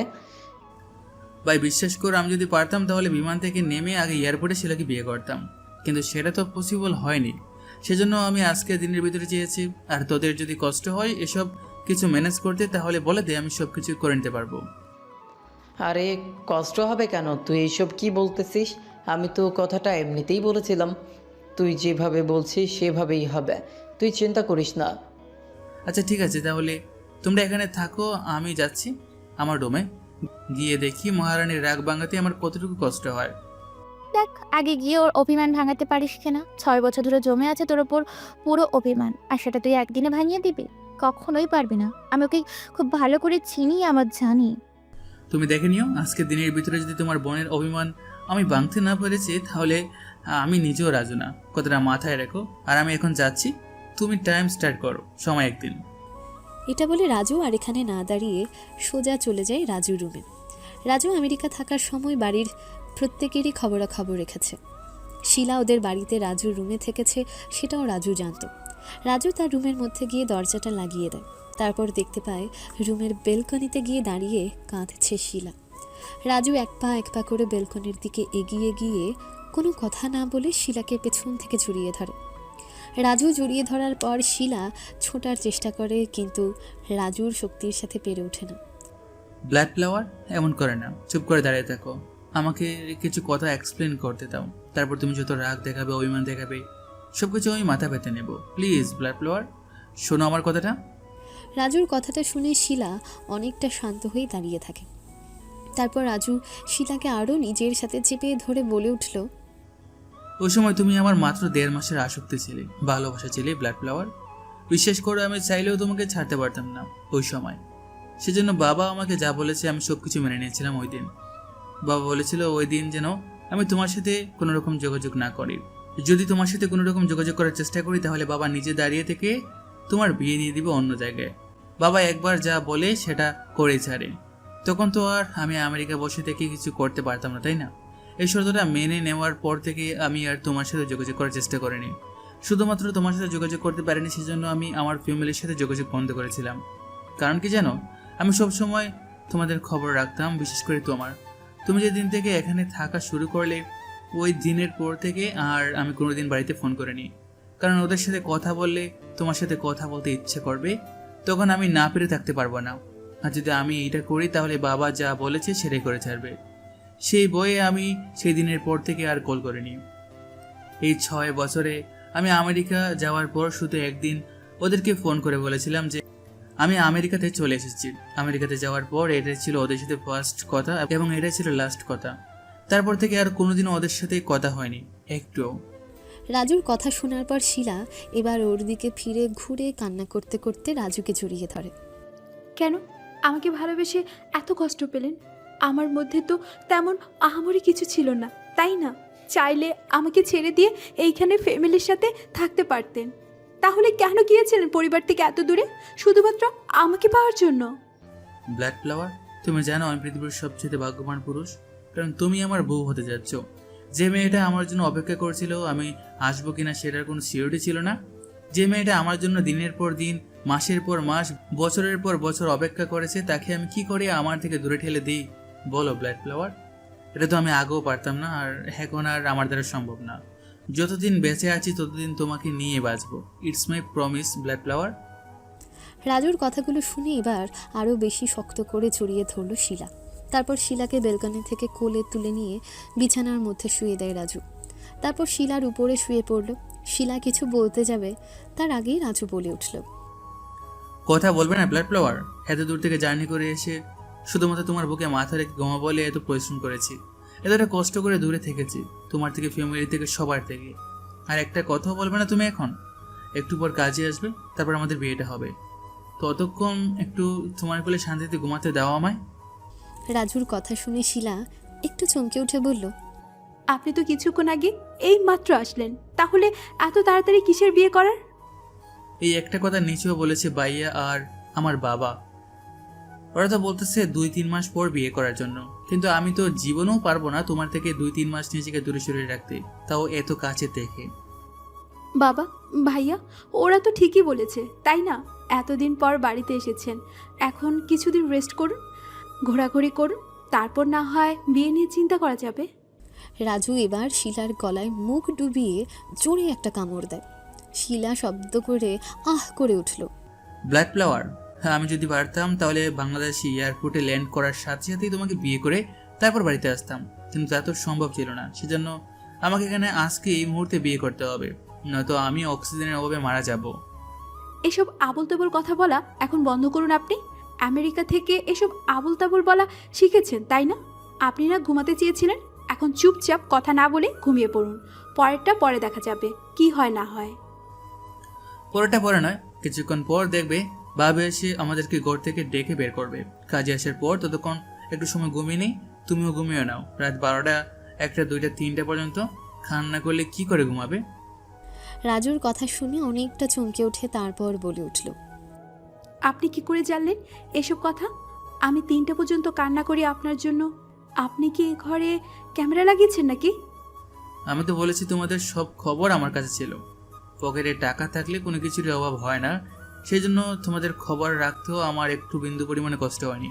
শুধুমাত্র তার বিনিময়ে ওরা কিছু টাকা পয়সা নিয়েছে আর আমি তোমাদের খবর পেয়েছি। রাজুর কথার পরিবর্তে শিলা আর কোনো কিছু বলতে পারে না। তারপর দুজন দুজনকে জড়িয়ে ধরে ঘুমিয়ে পড়ে। রাজুর একটা হাত শিলার জামার ভেতর এবং অন্য একটা হাত শিলাকে জড়িয়ে ধরে রেখেছে, আর শিলা 2 হাতে রাজুকে জড়িয়ে ধরে ঘুমিয়ে আছে। বিকেল 5টার সময় ওদের রুমের বাইরে দরজার মধ্যে এসে দাঁড়িয়ে ভাবি ডাকতে থাকে। কিরে, তোরা এতক্ষণ রুমের মধ্যে কি করতেছিলি? 6 ঘন্টা হতেছিল তোর রুমের মধ্যে গিয়ে দরজা লাগাইছিস, এখনো বের হচ্ছিস না কেন? নিচে বাবা তোদের জন্য অপেক্ষা করতেছে, তাড়াতাড়ি চলে আয়। কই, তোদের ডাকতেছি, তাড়াতাড়ি আয়। ভাবির গলার শব্দ শুনে রাজু আস্তে আস্তে ঘুম থেকে উঠে গিয়ে দরজা খুলে ভাবিকে দেখে বলে উঠল। কি হয়েছে ভাবি, এভাবে চেঁচামেচি করতেছো কেন? একটু ঘুমিয়েছিলাম, তোমার জন্য শান্তিতে ঘুমটাও হলো না। কিছুক্ষণ হলো শুধু ঘুমিয়েছিলাম, তুমি এসে এত স্বাদের ঘুমটা নষ্ট করে দিলে। উকি দিয়ে দেখলো গেটের মধ্যে শিলা এখনও পড়ে ঘুমাচ্ছে। তারপর ভাবি রাজুর দিকে তাকিয়ে জিজ্ঞেস করলো, তোরা কি এতক্ষণে বিছানার মধ্যে শুয়ে ঘুমিয়েছিলি নাকি? তুই নিজেও তো ঘুম থেকে উঠে এসেছিস, তুই কোথায় ঘুমিয়েছিস? তোমার কি মনে হয় এত সুন্দর বিছানা থাকতে আমি নিচে ঘুমাবো? তুমিও না ভাবি বুকের মতো প্রশ্ন করো। এখন কি বলো, কি হয়েছে? এত ডাকাডাকি করতেছো কেন? বিয়ে হয়নি, তারপর তোরা এক বেডের মধ্যে কি করে থাকলি? নিচে বাবা ডাকতেছে তোদেরকে, তাড়াতাড়ি ফ্রেশ হয়ে নিচে আয়, নয়তো বাবা চলে আসবে। আর তোরা 2টা এতক্ষণ যে ঘুমাইছিলি সেটা বলিস না। ভাবি আমি কি আর এখন আগের মতো ওদেরকে ভয় পাই? আমি আমার জিনিস বুঝে নিয়েছি, এখন আমার যা ইচ্ছা তাই করব, ওদেরকে পুরো করি না আমি। তুমি যাও নিচে গিয়ে বলো ওর আসতেছে। আমি তোমার বোনকে ঘুম থেকে তুলে রেডি করে নিয়ে আসছি নিচে। আর কাজী সাহেব এসেছে? হ্যাঁ, তুই তো মহাপুরুষ, সেজন্য তুই কাউকে ভয় পাস না। কাজী আরো অনেকক্ষণ আগে এসে উপস্থিত হয়েছে। উনি মনে হয় বাবার পরিচিত, সেজন্য বাবার সাথে বসে তখন গল্প করতেছিল। সেজন্য এখন বাবা আমাকে পাঠিয়েছে না, ও তোদেরকে ডেকে দিই। দেরি করিস না কিন্তু, হ্যাঁ, আবার রেগে যাবে। আচ্ছা ঠিক আছে, যাও, লেট করবো না, তুমি যাও, আমরা আসতেছি। ভাবি আর কোনো কিছু না বলে সেখান থেকে চলে যায় নিচে। নিচে গিয়ে বাবাকে বলল, বাবা, রাজু যার শিলা আসতেছে, আমি ওদেরকে বলে এসেছি যেন রাজু চলে আসে, ওরা বলছে এসে যাবে। রাজু 4-5 ঘন্টা আগে গিয়েছে, এখন ওই রুমের মধ্যে কি করতেছে এতক্ষণ লাগে ওর? ওরা কি করতেছিল এতক্ষণ? ভাবি বাবার কথা শুনে এবার অনেকটা চিন্তায় পড়ে যায়, কি বলবে ভেবে না পেয়ে। কিছুক্ষণ চুপ করে থেকে আবার বলে ওঠে, আসলে বাবা, ওরা গল্প করছিল 6 বছর কিভাবে কাটিয়েছে সেইটাই বলছিল। আমি দেখে আসলাম তেমনই, সেজন্য আর কিছু বলিনি। আমি তাড়াতাড়ি যেন নিচে চলে আসে এটাই বলে চলে এসেছি। তা তো একটু গল্প করবে, কারণ 6 বছর পর ওদের আবার সামনাসামনি এত কাছ থেকে দেখা হয়েছে। আচ্ছা ঠিক আছে, ওরা আসুক, রাজুর সাথে কথা বলতে হবে অনেক কিছু। এই 6 বছরে কোথায় ছিল, কি করেছে, আর এত টাকা পয়সা কোথা থেকে আসলো? সেটা না হয় জিজ্ঞেস করা যাবে, কিন্তু তোমার ভাইকে আসতে বলো তাড়াতাড়ি। বাবার কথা বলার মাঝখানে রাজু শিলার হাত ধরে উপর থেকে নিচে নামে আস্তে আস্তে। আমাকে আগে আমার কাজটা করতে দাও, তারপর তোমাদের প্রত্যেকের সকলের প্রশ্নের জবাব দিব। যত প্রশ্ন আছে সব প্রশ্নের জবাব দিব, কিন্তু আগে আমাকে আমার কাজটা করতে দাও। এইখানে আবার তোর কাজ কোনটা? তোর কাজ বলতে কি বুঝিয়েছিস তুই? আমি তো এখন আমার সামনে শুধু একটা কাজ দেখতে পাচ্ছি, বিয়ে করা। আমাকে সুন্দর করে বিয়েটা সেরে ফেলতে দাও, তারপর তোমাদের যা প্রশ্ন আছে সব প্রশ্নের উত্তর দেব। রাজু, তোর জন্য টেবিলে খাবার রেডি করেছি, আগে খেয়ে নে, তারপর ওইদিকে যাওয়া যাবে। এসব নিয়ে এত তাড়াহুড়োর কি ছিল রাজু? আজকে তো মাত্র এসেছো, বিয়েটা তো কয়েকদিন পর করলেও পারতে। শিলা তো তোমার কাছে আছে, আর কোথাও চলে যাচ্ছে না। বউকে নিয়ে রিস্ক নেওয়া আমার পক্ষে সম্ভব না, সেজন্য আগে থেকে ওর নামটা আমার নামে করে নিচ্ছি, যেন কেউ কিছু বলার আগে দ্বিতীয়বার চিন্তা করে যে এটা রাজুর ওয়াইফ। আর কথা না বলে এখানে এসে বস তোরা দুজন। কাজী সাহেব, আপনি বিয়ে পড়ানো শুরু করেন। কাজী সাহেব আর কোনো কথা না বলে রাজুর বাবার কথাই বিয়ে করানো শুরু করে। তারপর ওদের বিয়ে যখন সম্পূর্ণ হয়, তখন শিলার মা আর শিলার বোন ওরা দুজন মিলে শিলাকে এখান থেকে উঠিয়ে নিয়ে যায়। সাথে ছিল রাজুর বাবা, ভাই, তারা সবাই। কিরে রাজু, তুই যা চেয়েছিলি সব কিছু তো হয়েছে, এখন আশা করি তোর আর সমস্যা হবে না সব কিছু খুলে বলতে। হ্যাঁ, তোমাদের কি জানার আছে বলো? যদি আমার জানা থাকে তাহলে অবশ্যই তোমাদের উত্তর দিতে পারবো, আর যদি আমি না জানি তাহলে কি করে তোমাদের প্রশ্ন উত্তর দেব? আমরা যে প্রশ্নগুলো করব সেটা তুই খুব ভালো করেই জানিস, এবং তুই ছাড়া সেই উত্তরগুলো কেউ দিতে পারবে না আমি মনে করি, সেই জন্যই তোকে জিজ্ঞেস করছি। আচ্ছা ঠিক আছে, তোমরা কি জিজ্ঞেস করবে করো, আমার যদি জানা থাকে তাহলে অবশ্যই আমি উত্তর দেব তোমাদের প্রশ্নের। রাজুর কথা শুনে রাজুর ভাই রাজুর বাবার দিকে তাকায়। তারপর রাজুর ভাইয়া বাবাকে বলে উঠল, বাবা, সব কিছু তুমি ওকে জিজ্ঞেস করো, আমি কিছু জিজ্ঞেস করব না ওকে। তুমি থাকতে আমি কোনো কিছুই বলবো না। তুই জিজ্ঞেস কর, আমি এইখানে সমস্যা নেই। ভাইয়া কিছু বলতে যাবে তার আগেই বাবা ওকে থামিয়ে দিয়ে বলল, বেশি কথা না বলে যেটা বলছি সেটা কর। আমি যা যা প্রশ্ন করার ছিল সব কিছু তুই জিজ্ঞেস কর ওকে। তোর ভাই আশা করি তোর কাছ থেকে কোনো কিছু লুকোবে না।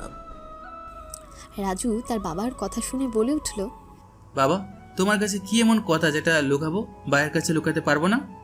রাজুর কথার পরিবর্তে রাজুর বাবা কোনো আনসার দেয় না। তখন রাজুর ভাই রাজুকে বলে উঠল, তুই এতদিন কোথায় ছিলে? তুই আমেরিকা যাওয়ার পর যখন আমাদের সাথে যোগাযোগ করিসনি, তখন অনেকবার তোকে ফোন করা হয়েছে এবং যোগাযোগ করার চেষ্টা করা হয়েছে তোর সাথে, কিন্তু তুই কোনোভাবেই আমাদের ফোন ধরিসনি এবং আমাদের সাথে যোগাযোগ রাখিসনি কেন? আমি তোমাদের সাথে সপ্তাহে একবার হলেও যোগাযোগ রাখতাম, ফোন করে কথা বলতাম, কিন্তু আমি যাওয়ার 3 দিন পর যখন জানতে পারলাম যে শিলা আমাদের বাড়িতে আমার রুমে রয়েছে, তখন আর বাড়িতে ফোন করার মতো সাহস হয়ে ওঠেনি আমার। কারণ তোমাদের সাথে কথা বললে শিলার সাথে কথা বলার মতো ইচ্ছে আমার হতো 1000 বার, লক্ষ কোটি বার। তখন হয়তো আমি ওই ইচ্ছাটা দমিয়ে রাখতে পারতাম না, সেই বই আমি বাড়িতে ফোন করিনি। হ্যাঁ, যদি আমি তোমাদের খোঁজ খবরের মধ্যে থাকতাম তাহলে হয়তো যে কোনোভাবে তোমরা আমাকে কন্ট্যাক্ট করতে। তখন আবার এটাই ঘুরে ফিরে এসে দাঁড়ায়, তোমাদের কাছ থেকে দূরে যাওয়াটা এটাই একমাত্র কারণ ছিল, তাছাড়া আর কোনো কারণ ছিল না। রাজুর কথা শুনে রাজুর ভাইয়া এবং বাবা কোনো কিছু বলে না। ওরা বুঝতে পারে রাজুর কথা। সেটা না হয় বুঝলাম তোর কথা, কিন্তু তুই এতদিন কোথায় ছিলি? তুই তোর বাবার সাথে কিংবা আমার সাথে, তোর ভাবির সাথে, যে কোনো একজনের সাথে যোগাযোগ করতে পারতি, তাই না? সেটা করিসনি কেন? আমাদেরকে এইভাবে টেনশনে রেখেছিলি কেন? আমি যদি তোমাদের সাথে যোগাযোগ রাখতাম তাহলে ঘুরে ফিরে এসে একই বিষয় দাঁড়ায়। যেহেতু আমি বাড়িতে কথা বলতে চাইনি, যে কারণেই হোক, কারণটা তোমাদেরকে জানানো হয়েছে। তোমরাও বাইরের একজন ফ্যামিলি, একজন সদস্য, তাই আমি তোমাদেরকে বাইরের কেউ মনে করিনি। রাজুর কথা শুনে এবার তারা 3 জন চুপ করে থাকে। ওরা যখন চুপ করে থাকে ঠিক তখনই শিলার বাবা বলে উঠল, বাবা, আমি একটা কথা জিজ্ঞেস করব, যদি তুমি কোনো কিছু মনে না করো। বাবা, আপনি এইভাবে কথা বলতেছেন কেন আমার সাথে? আপনার যেটা জিজ্ঞেস করে আপনি সেটা সম্পূর্ণভাবে জিজ্ঞেস করে ফেলেন। আপনার এখানে অনুমতি নেওয়ার কোনো দরকার নেই। আমি তো আপনার ছেলের মতো, তাই না? ছেলের কাছে কোনো কিছু জিজ্ঞেস করলে অবশ্যই তার কাছে আগে অনুমতি চাইতে নেই। পরের বার থেকে আমাকে কোনো কিছু জিজ্ঞেস করার হলে আমার কাছে কখনো অনুমতি চাইবেন না, অধিকার খাটিয়ে বলে ফেলবেন যেটা বলার ইচ্ছে হয়। হ্যাঁ বাবা, বুঝতে পেরেছি, পরিবারের থেকে মনে থাকবে।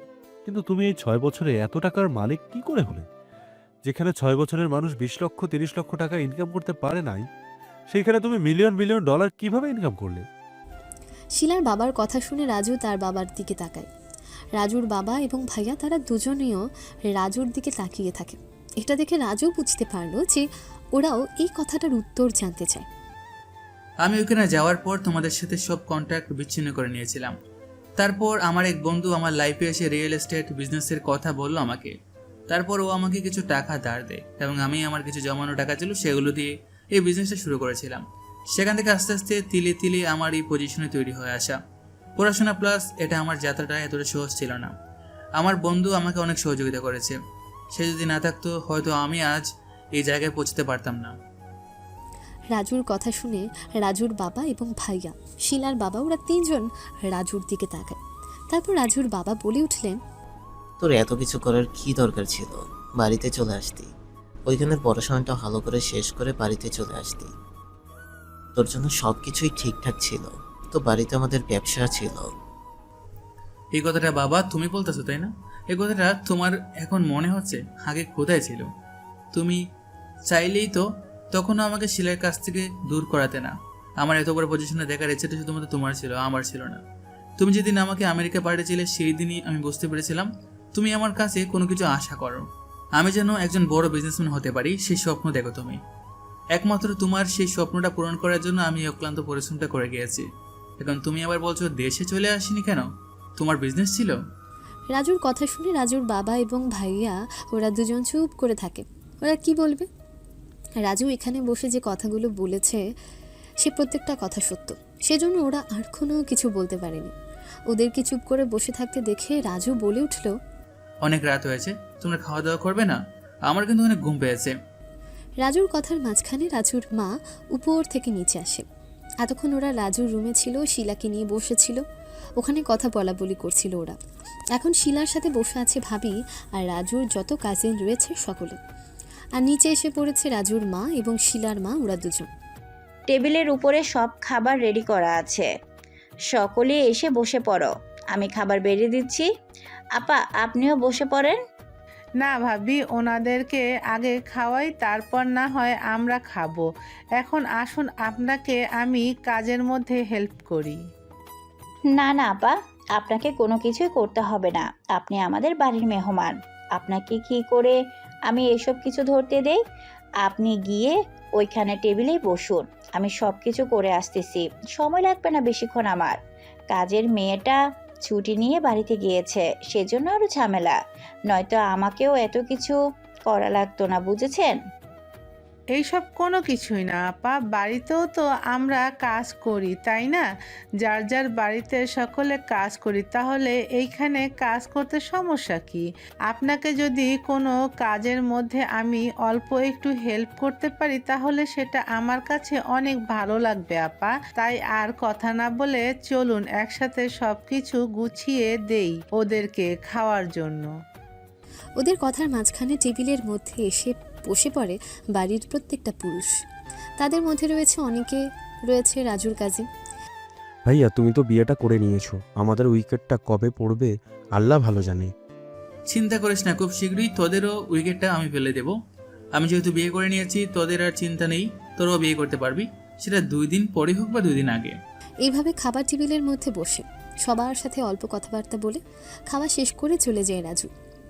যাওয়ার আগে ওখানে বসে থাকা প্রত্যেককে বলে গিয়েছে, আমার ঘুম পেয়েছে অনেক, আমাকে ঘুমাতে হবে। বুঝেছো তোমরা? থাকো আড্ডা দাও, আমি না হয়ে যাচ্ছি ঘুমাবো। রাজুর কথা শুনে শ্যামল আস্তে আস্তে বলল, ভাইয়া তুমি এখন কোন ঘুম ঘুমাবে এটা আমাদের খুব ভালো করেই জানা আছে। রাজু শ্যামলের কথাটা শুনতে পেয়েছে ঠিকই, কিন্তু কোনো উত্তর না দিয়ে এসে সোজা উপরে উঠে ওর রুমে চলে যায়। রুমে গিয়ে দরজাটা লাগিয়ে সোজা ফ্রেশ হতে চলে যায়। শিলাকে কিছুক্ষণ আগে এসে ভাবি খাইয়ে দিয়ে গেছে। এখন শিলাকে একটা শাড়ি পরিয়ে বসিয়ে রাখা হয়েছে এখানে। রাজু ফ্রেশ হয়ে এসেছে এখানে, আর না দাঁড়িয়ে সোজা বিছানার মধ্যে গিয়ে বসে হাত মুখ মোছে। অবশেষে আমার 1.5 মাসের আসক্তি যে সেটা আজকে আমার বউ হিসেবে রূপান্তর করলো তোমাকে। আমি সাকসেস জান, আমি তোমাকে নিজের করে নিতে পেরেছি। আমার এতটা ধৈর্য, অক্লান্ত পরিশ্রম সব কিছু হিসাব আমি পেয়ে গিয়েছি। এভাবে বললেন কেন? আমার খারাপ লাগে। সেই 1.5 মাসের কথা মনে হলে এখনো আমার বুকের মধ্যে কষ্ট হয়। ওই 1.5 মাস আপনি আমার সাথে ছিলেন, খুব ভালো করেছিলেন। সেই 1.5 মাস পর আপনি হারিয়ে গেলেন, আর ফিরে আসেননি সেই 6 বছরে। আবারও ঠিক 6 বছর পর আমাদের দেখা হলো। ভাগ্যে যা আছে তা তো হবেই, তাই না? আমি ভাগ্যে বিশ্বাস করি জান। আমার বিশ্বাস ছিল আমি তোমাকে পাবো, এবং সেই বিশ্বাস ধীরে ধীরে সত্যি হয়েছে। আজকে একেবারেই সত্যি হয়ে গিয়েছে। এটা বলে রাজু শিলার কোলে মাথা দিয়ে শুয়ে পড়ে। রাজুকে এভাবে শুয়ে পড়তে দেখে শিলা বলে উঠল, এভাবে শুয়ে পড়েছেন কেন? ভালো হয়ে সোজা হয়ে শুন, তাহলে দেখবেন চোখে ঘুম চলে আসবে। এখানে শুলে ঘুম পাবে না। আজকে তো আমি ঘুমানোর জন্য আসিনি এখানে, 6 বছর ধরে শুধু ঘুমিয়ে আসছি। আর কত ঘুমাবো? আমার দ্বারা আর ঘুমানো সম্ভব না। আজকে অনেক কিছু করবো জান। শিলা রাজুর কথা শুনে বলে উঠল। কে কি করবেন? শিলার এমন তোতলানো দেখে রাজু বলে উঠল, তুমিও না বাসর ঘরে মানুষ কি করে তুমি জানো না? আমিও সেটাই করবো অবশ্যই। আমি ঘুমাবো। আজকে কোনো ঘুম হবে না, তুমি ঘুমাবে না। এখন থেকে আর তোমার ঘুম হবে না রাতে জান। তোমার রাতের ঘুম সব আমি কেড়ে নেব। এটা বলে রাজু শিলার ঠোঁটের মধ্যে ঠোঁট ছোঁয়ায়। শিলার শরীরটা যেমন আস্তে আস্তে ঠান্ডা হয়ে আসছে, এমন মনে হচ্ছে শিলার কাছে জীবনের প্রথম কোনো পুরুষের কাছ থেকে এতটা গভীরভাবে ছোঁয়া পাচ্ছে ও। শরীর তো ঠান্ডা হওয়ারই কথা। প্রথমে শুধু রাজু রোমান্স করলেও পরবর্তীতে শিলার রেসপন্স করতে থাকে।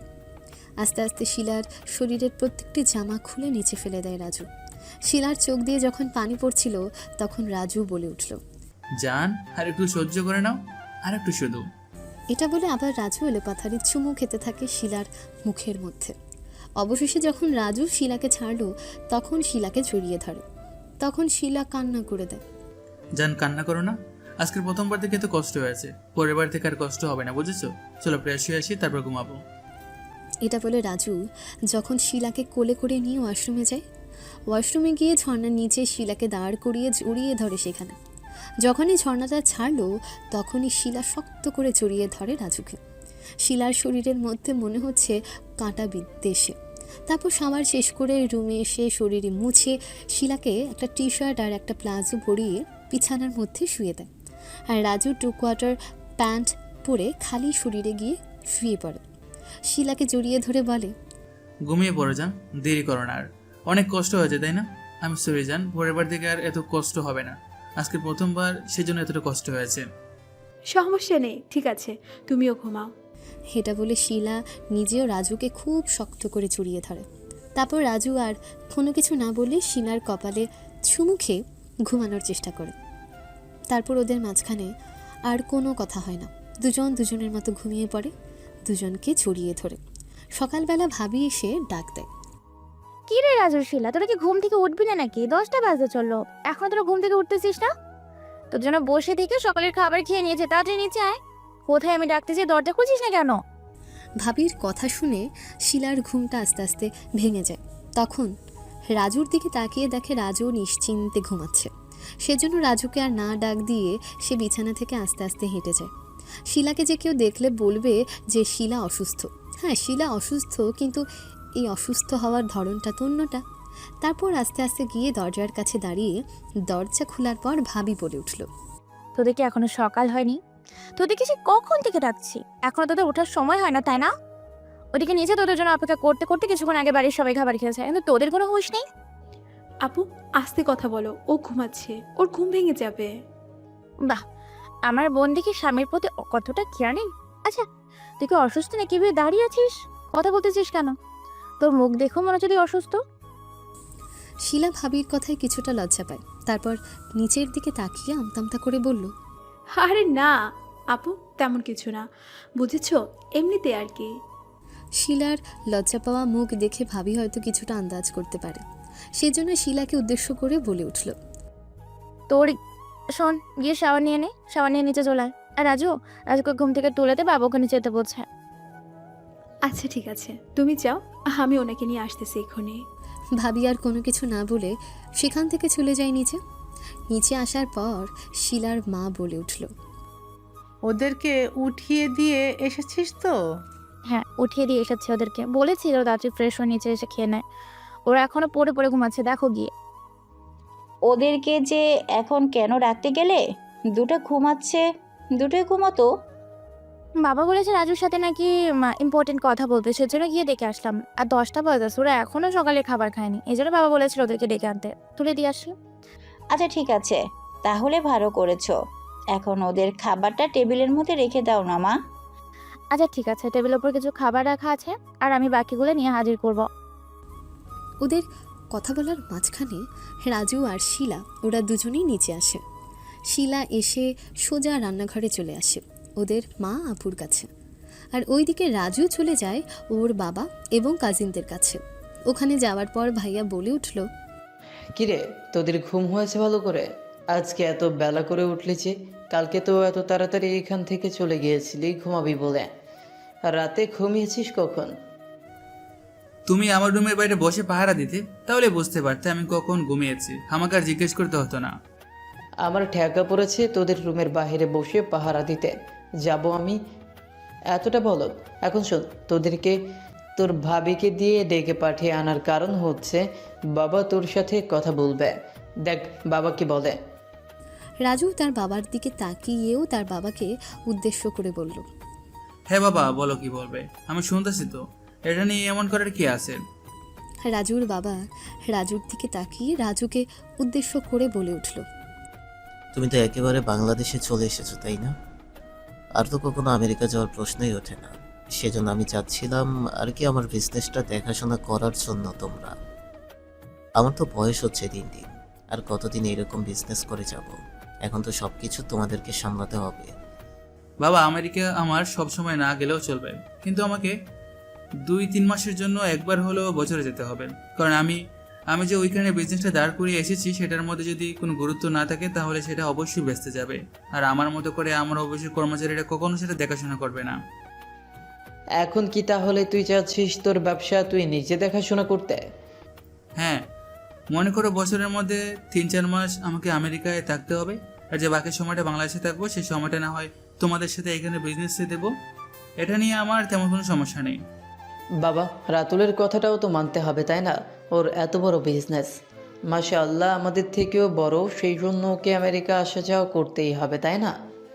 এখন রাজু যে কথাটা বলেছে সেই কথাটা কি তোমার কাছে পছন্দ হয়েছে?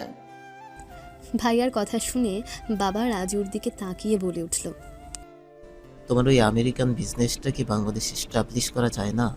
দেখো, যদি বাংলাদেশের ওই ব্যবসাটা এস্টাবলিশ করা যায় তাহলে কিন্তু তোমার জন্য ভালো হবে এবং আমাদের জন্যও।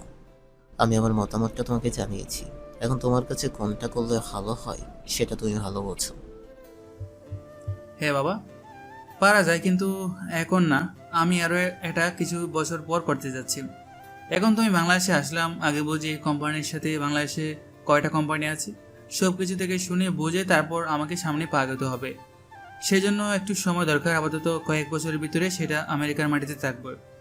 আচ্ছা ঠিক আছে, তাহলে তোমার যেটা ভালো মনে হয় তুমি সেটাই করো। বাবা, আমার ব্যবসার বাইরে যে সময়টুকু থাকবে আমি বাকিটা তোমাদের কাছে দেওয়ার চেষ্টা করব। আশা করি এতে আর তোমার কোনো অভিযোগ থাকবে না। এখানে আমার কোনো অভিযোগ নেই। এটাও তোমার ব্যবসা, ওটাও তোমার ব্যবসা। এখন দুটোর মধ্যে তোমায় সময় দিতে হবে কম বেশি করে। এখন সেই সময়টা তুমি কি করে বের করবে সেটা সম্পূর্ণ তোমার ব্যাপার, তোমার নিজের উপর ডিপেন্ড করে। বাবার কথা শুনে ওরা দুই ভাই মাথা ঝাঁকায়, মানে হ্যাঁ। ওদের কথার এক পর্যায়ে রাজু বলে উঠল, আচ্ছা ঠিক আছে বাবা, আমি তাহলে একটু বাইরে যাচ্ছি। অনেকের সাথে অনেক দিন ধরে দেখা হয় না, ওর সাথে একটু দেখা করতে হবে। ওকে বাড়িতে আসতে বল। বাইরে যাওয়ার কি দরকার? আজকে বাড়িতে এত এত মেহমান আসবে, তারপর তুমি বাইরে চলে যাচ্ছ। বাড়িতে মেহমান এসে তো তোমাকে খুঁজবে, তাই না?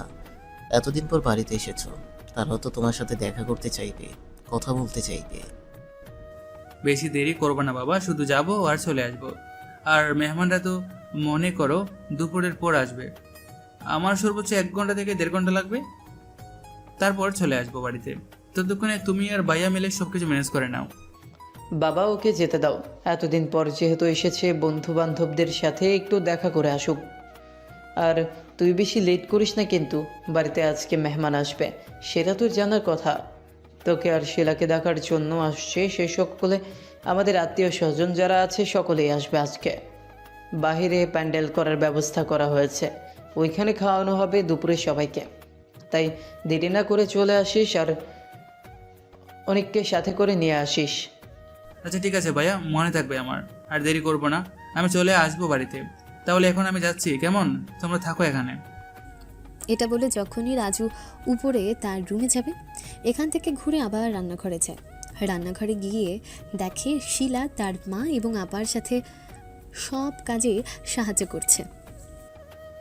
ছেলে একটু রুমে আসে তো, একটু দরকার আছে, কথা আছে। রাজু এটা বলে সেখান থেকে যায় না। যখন দেখলো শিলা ওর কথা শুনেও শুনছে না, তখন আবারও রান্নাঘরের ভেতর এসে শিলার হাত ধরে বলে উঠল, তোমাকে ডাকতেছি, তোমার কান দিয়ে যাচ্ছে না? বলছি না রুমে আসতে, কথা আছে তোমার সাথে। শিলা কিছু বলতে যাবে তার আগেই শিলার আগেই ভাবি বলে উঠল, এখানে যে বড় গুরুজন তিনজন রয়েছে সেটা তুই দেখতে পাচ্ছিস? এবার আমাদের সামনে থেকে শিলাকে নিয়ে যাচ্ছিস? ভাবি তুমিও না, তোমরা আসলে কি হয়েছে? আমি কি ওকে কিডন্যাপ করে নিয়ে যাচ্ছি? হ্যাঁ, আর আমি কি ওর হাজব্যান্ড? আমি আমার বউকে আমার সাথে রুমে নিয়ে যেতে পারি। এখন তোমরা কি ভাববে না ভাববে সেটা সম্পূর্ণ তোমাদের ব্যাপার। নেগেটিভ কিছু ভাবলেও এটা তোমাদের ব্যাপার। দাঁড়িয়ে কথা বলিস না তুই। শিলাকে নিতে এসেছিলি, নিয়ে চলে যা রুমে। আর বোমা, তুমি চুপ করো। শিলাকে নিয়ে যেতে দাও। তুই শিলাকে নিয়ে যা। ধন্যবাদ মা, তুমি একমাত্র আমার কষ্টটাই বুঝেছো। তুমি না বুঝলে এই কষ্টটা আর কেউ বোঝে না। আর এটা তো আমার বউ হয়েও গোশিটি বেগম, এটাকে রুমে নিয়ে সাইজ করবো। তারপর রাজু আর কোনো কথা না বলে শিলার হাত ধরে নিয়ে যায় ওর রুমে। উপরে যাওয়ার পর শিলা রাজুকে বলে উঠল, আচ্ছা, আপনার কি একটু লজ্জা নেই? ওইখানে কতগুলো মানুষ ছিল, বাবা, ভাই, আপু সকলে ছিল ওইখানে। তারপর এতগুলো মানুষের সামনে আমার হাত ধরে এভাবে নিয়ে আসলেন, একটু লজ্জা লাগেনি আপনার? এখানে লজ্জার কথা কোথা থেকে আসলো? আমি তো তোমাকে নিয়ে এসেছি শুধু ওইখানে, সবার সামনে তো আর কোনো কিছু করিনি। এখন কি আমি ওদের সামনে থেকে আমার বউকেও নিয়ে আসতে পারবো না? এটা আমার সাথে কেমন অবিচার করা হলো? তোমাদের এই বিচার আমি মানি না, বুঝছো? তোমাকে আর কি বলবো আমি? তোমাকে বলার মতো কোনো ভাষা নেই। আপুর সাথে এসব কি কথাবার্তা বলে এসেছো? গুরুজনদের সাথে মানুষ এইভাবে কথা বলে? এতদিন আমেরিকার মাটিতে থেকে থেকে এই নির্লজ্জ হয়ে এসেছো তুমি। জান, আমি প্রথম থেকে নির্লজ্জ, শুধু সেটা তুমি এতদিন বুঝতে পারোনি। আর এখন তুমি যেটা বুঝতে পারছো, আগে তোমার সাথে নির্লজ্জতার মতো ব্যবহার করিনি, কারণ আমাদের মাঝে এই সম্পর্কটা ছিল না। কিন্তু আমি এখন সেই সম্পর্ক তোমার সাথে সৃষ্টি করেছি, যে সম্পর্কে লজ্জা নামক কোনো বাধা নেই। রাজুর কথা শুনে শিলা নিজের কপালের মধ্যে হাত দিয়ে বসে পড়ল বিছানার উপর। তারপর রাজুকে উদ্দেশ্য করে বলে উঠল, আচ্ছা ঠিক আছে, বুঝতে পেরেছি। আপনি অনেক বুঝদার একজন ব্যক্তি। এখন রুমে এসেছেন কিসের জন্য সেটা বলুন। আর আমাকে এই অসময় রুমের মধ্যে কেন নিয়ে আসলেন? ওইখানে নিচে তো কাজ করতেছিলাম আমি, তাই না? জান, এখন রোমান্স করতে নিয়ে এসেছি তোমাকে এখানে। করবে না এখন আমার সাথে রোমান্স? আর তোমাকে কিছু বলতে হবে না, করতে হবে না, যা করে আমি নিজেই করছি। না না, এখন ওসব করতে যাবেন না বলে দিলাম। এখন আর গোসল করতে পারবো না। এমনিতে সকালে একবার গোসল করতে হয়েছে, এখন যদি আবার গোসল করি তাহলে বাড়ির প্রত্যেকে আমার উপর হাসবে, বিশেষ করে আপনার কাজিন যারা আছে তার উপর আপাও হাসবে। শিলার কথা শুনে রাজু হাসতে হাসতে বলে উঠল, ডোন্ট ওয়ারি জান, রাতের জন্য তুলে রাখলাম আমার এখনের রোমান্সটা। এই শাড়ির বোতামগুলো লাগিয়ে দাও। 6 বছর পর দেশে আসলাম, বন্ধুদের সাথে একটু দেখা করে আসি। ওরা তো পরবর্তীতে আবার কোচা দিয়ে বলবে, সেজন্য এখন আগে থেকেই ওদের সাথে দেখা করে আসি, ওরা জানলে অনেক খুশি হবে। রাজু শার্টটা পরে বোতামগুলো খুলে এনে শিলার সামনে দাঁড়িয়ে বলল। শিলা কোনো কিছু না বলে একটা একটা করে বোতামগুলো লাগিয়ে দেয়, আর রাজু তার 2 হাত দিয়ে শিলার কোমরের মধ্যে জড়িয়ে ধরে রাখে। কখন আসবে ওইখান থেকে? আজকে তো বাড়িতে অনেক মেহমান আসবে। মায়ের কাছে যা শুনলাম আমি, বাড়িতে এসে তো সকলে আপনাকে খুঁজবে। আপনি যদি বাড়িতে না থাকেন তাহলে কি করে হবে? এতগুলো বছর পর বাড়িতে এসেছেন, তাদের সাথেও তো দেখা করতে হবে, তাই না? নিন, শেষ হয়ে গিয়েছে বোতাম লাগানো। বউ, মেহমানদের কথা বলবে না শুধু শুধু। তুমি আমাকে মিস করবে সেটা বলো। আমি খুব তাড়াতাড়ি চলে আসবো বন্ধুদের কাছ থেকে, ওইখানে একটু লেট করবো না। আমার বয়ে গেছে আপনাকে মিস করার জন্য। আপনাকে একটু মিস করব না? আপনি যেখানে ইচ্ছে সেখানে যেতে পারেন, কিন্তু কখন আসবেন সেটা তো বলে যান। রাজু এবার আর কোনো কিছু না বলে শিলার জামার ভেতর একটা হাত ঢুকিয়ে দিয়ে ওর পেটটা খামচে ধরে নিজের সাথে মিশিয়ে নেয়। তারপর শিলার গলার মধ্যে মুখটা রেখে বলে উঠল, জান, চিন্তা করো না, আমি খুব শীঘ্রই চলে আসবো, সর্বোচ্চ 2 ঘন্টার বিষয়। আর আমাকে মিস করবে না সেটা সত্যি বলতেছো তো? চলে যাব আবার আমেরিকায়, এবার গেলে তোমাকে ছাড়া আর কিন্তু ফিরবো না, ভেবেচিন্তে বলো। রাজুর কথা শুনে শিলা এবার রাজুর দিকে রাগেই ভাব নিয়ে তাকায়। তারপর বলে উঠল, কেন আমেরিকাতে যেতে চাচ্ছেন? কেন? ওইখানে কি বউ রেখে এসেছেন নাকি? থাকলেও থাকতে পারে। ওইখানে 6 বছর ছিলেন, আর আপনাদের পুরুষ মানুষদের কাউকে আমি বিশ্বাস করি না। ওইখানে 6 বছর থেকেছেন, তাহলে নিশ্চয়ই ওইখানে বিভিন্ন গার্লফ্রেন্ড বানিয়েছেন, বউ বানিয়েছেন, তাহলে তো যাবেনই ওদের কাছে। আমি তো আর এখন ভালো না, কারণ আমি তো আর স্টাইলিস্ট নই, তাই না? যান, যেখানে ইচ্ছা সেখানে যান, আমার কাছে আসবেন না আজকের পর থেকে আর কখনো না। শিলার কথা শুনে রাজু ভ্যাবাচেকা খেয়ে যায়। রাজু কিসের কথা বলেছে আর শিলা কি বলছে? রাজু শিলাকে জড়িয়ে ধরে শিলা রাজুর কাছ থেকে ছোটার চেষ্টা করে, কিন্তু রাজুর কাছ থেকে ছোটার মতো শক্তি নেই শিলার। এবার রাজু আরও শক্ত করে নিজের সাথে চেপে ধরে বলে, ব্লাড ফ্লাওয়ার, এই 6টা বছর শুধু আমি নিজে পড়েছি, বুঝেছো? আমার ভেতরটা পড়েছে, কিন্তু কাউকে বুঝতে দিইনি আমি পড়ছি, এবং আমার ভিতরটা পড়তেছে। এই হৃদয়টার মধ্যে এক তোমার জায়গা, সেই জায়গায় আমি অন্য কাউকে কল্পনায় বসাতে পারি না, তাহলে বাস্তবে কিভাবে বসাবো? বিলিভ মি, আমি তোমাকে চেয়েছি অনেকবার ভুলে যেতে, কিন্তু পারিনি। হয়তো আর কখনো পারবো না এটা, আর আমি এখন সেটা পারতে চাইও না। আমি তোমাতে বিলীন হতে চাই আজীবনের জন্য। এটা বলে রাজু আর কোনো কথা না বলে শিলার 2 ঠোঁটের মধ্যে ঠোঁট ডুবিয়ে দেয়। শিলা প্রথমে ছোটার চেষ্টা করলেও তারপর একটা সময় পর নিজে থেকেই রেসপন্স করতে শুরু করে। দীর্ঘ 5 মিনিট চুমু খাওয়ার পর শিলার অবস্থা যায়। শিলার এমন অবস্থা দেখে রাজু বলে উঠল, এইটুকুতেই অবস্থা পাও? তাহলে আজকে রাতে তোমাকে তো খুঁজে পাওয়া যাবে না। আচ্ছা, এখন আর কোনো কিছু বললাম না, রাতেরটা রাতে দেখা যাবে। তাহলে এখন আমি আসছি বউ, আর বাড়িতে সাবধানে দেখো, সবসময় মায়ের সাথে দেখো, কোনো ছেলেদের সাথে কথা বলবে না। It's my order. আচ্ছা ঠিক আছে, তাহলে আমি মায়ের কাছে রান্নাঘরে যাচ্ছি, গিয়ে দেখি ওইখানে কোনো কিছু হেল্প করা যায় কি না। আর আপনি কিন্তু বাইরে বেশি দেরি করবেন না, দেরি করলে কিন্তু বাবা রাগারাগি করবে পরবর্তীতে। রাজু মাথা ঝাঁকিয়ে হ্যাঁ জানায়, মানে সে বাহিরে লেট করবে না। তারপর ওরা দুজন নিচে আসে। নিচে আসার পর শিলা চলে যায় রান্নাঘরে আর রাজু চলে যায় বাহিরে। বেশ অনেকক্ষণ হাঁটার পর রাজু একটা কফি শপের মধ্যে এসে বসে। এখানে বসার পর দেখতে পায় অনেক আগে থেকেই এখানে বসা ছিল। কি খবর বন্ধু? বউ পেয়ে আমাদেরকে ভুলে গিয়েছিস? আসবি বাংলাদেশে, আমাদেরকে জানাতেও পারতি।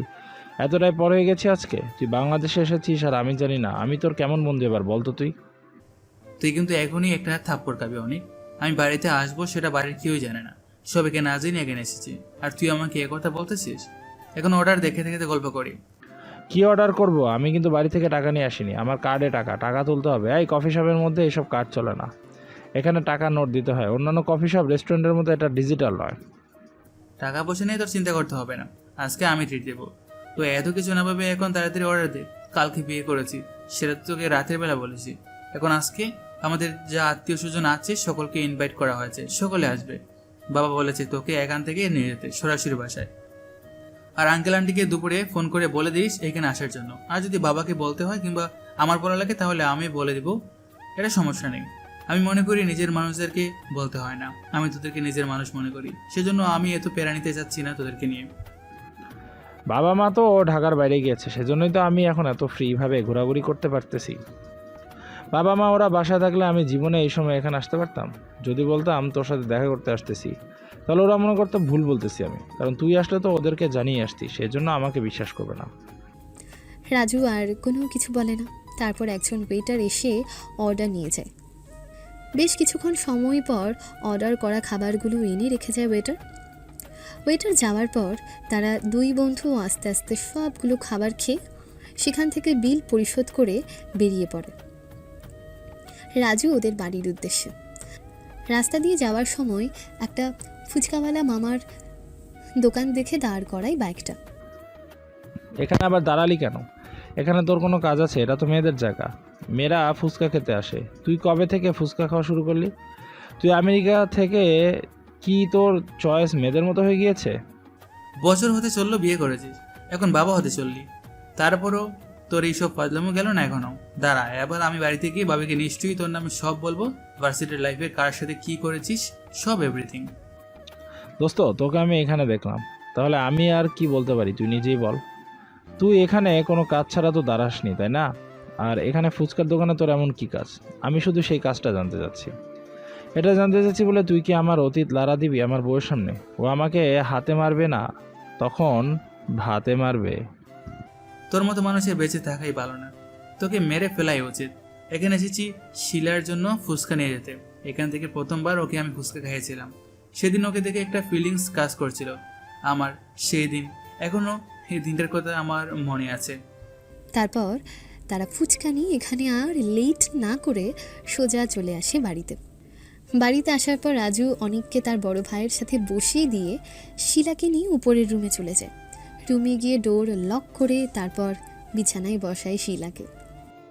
আবার কি হলো আপনার? একটু পর পর আমাকে রান্নাঘর থেকে এভাবে তুলে আনার কারণটা কি জানতে পারি? এভাবে সবাই দেখাদেখি করে হাসাহাসি করে, সেটা কি আপনি বোঝেন না? আপু পর্যন্ত এটা নিয়ে হাসাহাসি করে আমার সাথে। আমার বউকে আমি আমার রুমে নিয়ে এসেছি, যা ইচ্ছা তাই করব। ওদের কি? ওদের যা ইচ্ছা তাই বাবুক, তুমি ওদের কথায় কান দিবে না তো? আর এই নাও, তোমার মনে আছে তো প্রথম দিন যেদিন তোমার সাথে আমার দেখা হয়েছিল রিলেশনে যাওয়ার কিছুদিন আগে? তখনই ফুচকার দোকান থেকে 5 প্লেট ফুচকা খেয়েছিল, আপু তোমাকে আমার সাথে দিয়ে গিয়েছিল। হ্যাঁ মনে হয়েছে। এখানে কি ফুচকা এনেছেন আমার জন্য? রাজু হ্যাঁ বলে ব্যাগটা এগিয়ে দেয় শিলার দিকে। রাজু কোনো কিছু না বলে একটার পর একটা খেতে থাকে। একটা ফুচকা খাওয়ার সময় ও ঠোঁটের পাশ দিয়ে বেয়ে একটু টক পানিটা পড়ল। এটা দেখে রাজু ঢোক গিলল। আস্তে আস্তে কাছে গিয়ে শিলাকে এভাবেই চেপে ধরল। জান, একটু নড়াচড়া করবে না, আমার কাজে বাধা দিতে আসবে না জান। বাহিরে মানুষ আছে, এই দিনের বেলা কি শুরু করলেন আপনি? বাহিরের মানুষেরা কি মনে করবে এখন যদি আবার গোসল করা যায়? দুপুর হয়েছে, গোসল করতে হবে, ওরা এটা বুঝবে। আর জান, একটা কথাও বলবে না, চুপচাপ আমাকে আমার কাজ করতে দাও। এটা বলে রাজু আবারও শিলার 2 ঠোঁটের মধ্যে মারতে হয়। ওরই অবাধ্য হাত আস্তে আস্তে শিলার কোমর সহ বিভিন্ন জায়গায় বিচরণ করতে থাকে। আস্তে আস্তে শরীরের সব জামাকাপড় এক এক করে খুলে ফেলে দেয় দুজনের। শিলার কষ্ট হলেও শিলা কোনো শব্দ করে না। রাজু যখন বুঝতে পারে শিলার কষ্ট হচ্ছে, তখন রাজু বলে ওঠে, ব্লাড ফ্লাওয়ার, আর একটু সহ্য করে নাও, ভালোবাসি ব্লাড ফ্লাওয়ার, খুব বেশি ভালোবাসি। শিলা আস্তে আস্তে অস্পষ্ট সুরে বলল, আমিও ভালোবাসি, আপনার দেওয়া প্রত্যেকটা যন্ত্রণাকে ভালোবাসি, আপনাকে ভালোবাসি, আপনি মানুষটার সব কিছুতেই ভালোবাসি আমি। আর এরই মধ্য দিয়ে আমাদের এই সুন্দর দুষ্টু মিষ্টি খুনসুটি ভরা ভালোবাসার গল্পটা শেষ হয়েছে। তো আপনাদের কাছে কেমন লেগেছে অবশ্যই কিন্তু আমাদের সাথে শেয়ার করতে ভুলবেন না, এবং গল্পটা ভালো লাগলে বন্ধুদের সাথেও শেয়ার করতে ভুলবেন না। এবং আমাদের চ্যানেলে যদি নতুন সদস্য হয়ে থাকেন তবে চ্যানেলটাকে সাবস্ক্রাইব করে দেবেন এবং পাশে থাকা বেল বাটনটিও বাজিয়ে দেবেন, যেন প্রতিদিনের গল্পের আপডেট আপনার কাছে সবার আগে পৌঁছে যায়। তো দেখা হচ্ছে অন্য কোনো নতুন গল্পে। সে পর্যন্ত সবাই ভালো থাকবেন, সুস্থ থাকবেন এবং আমাদের সাথেই থাকবেন।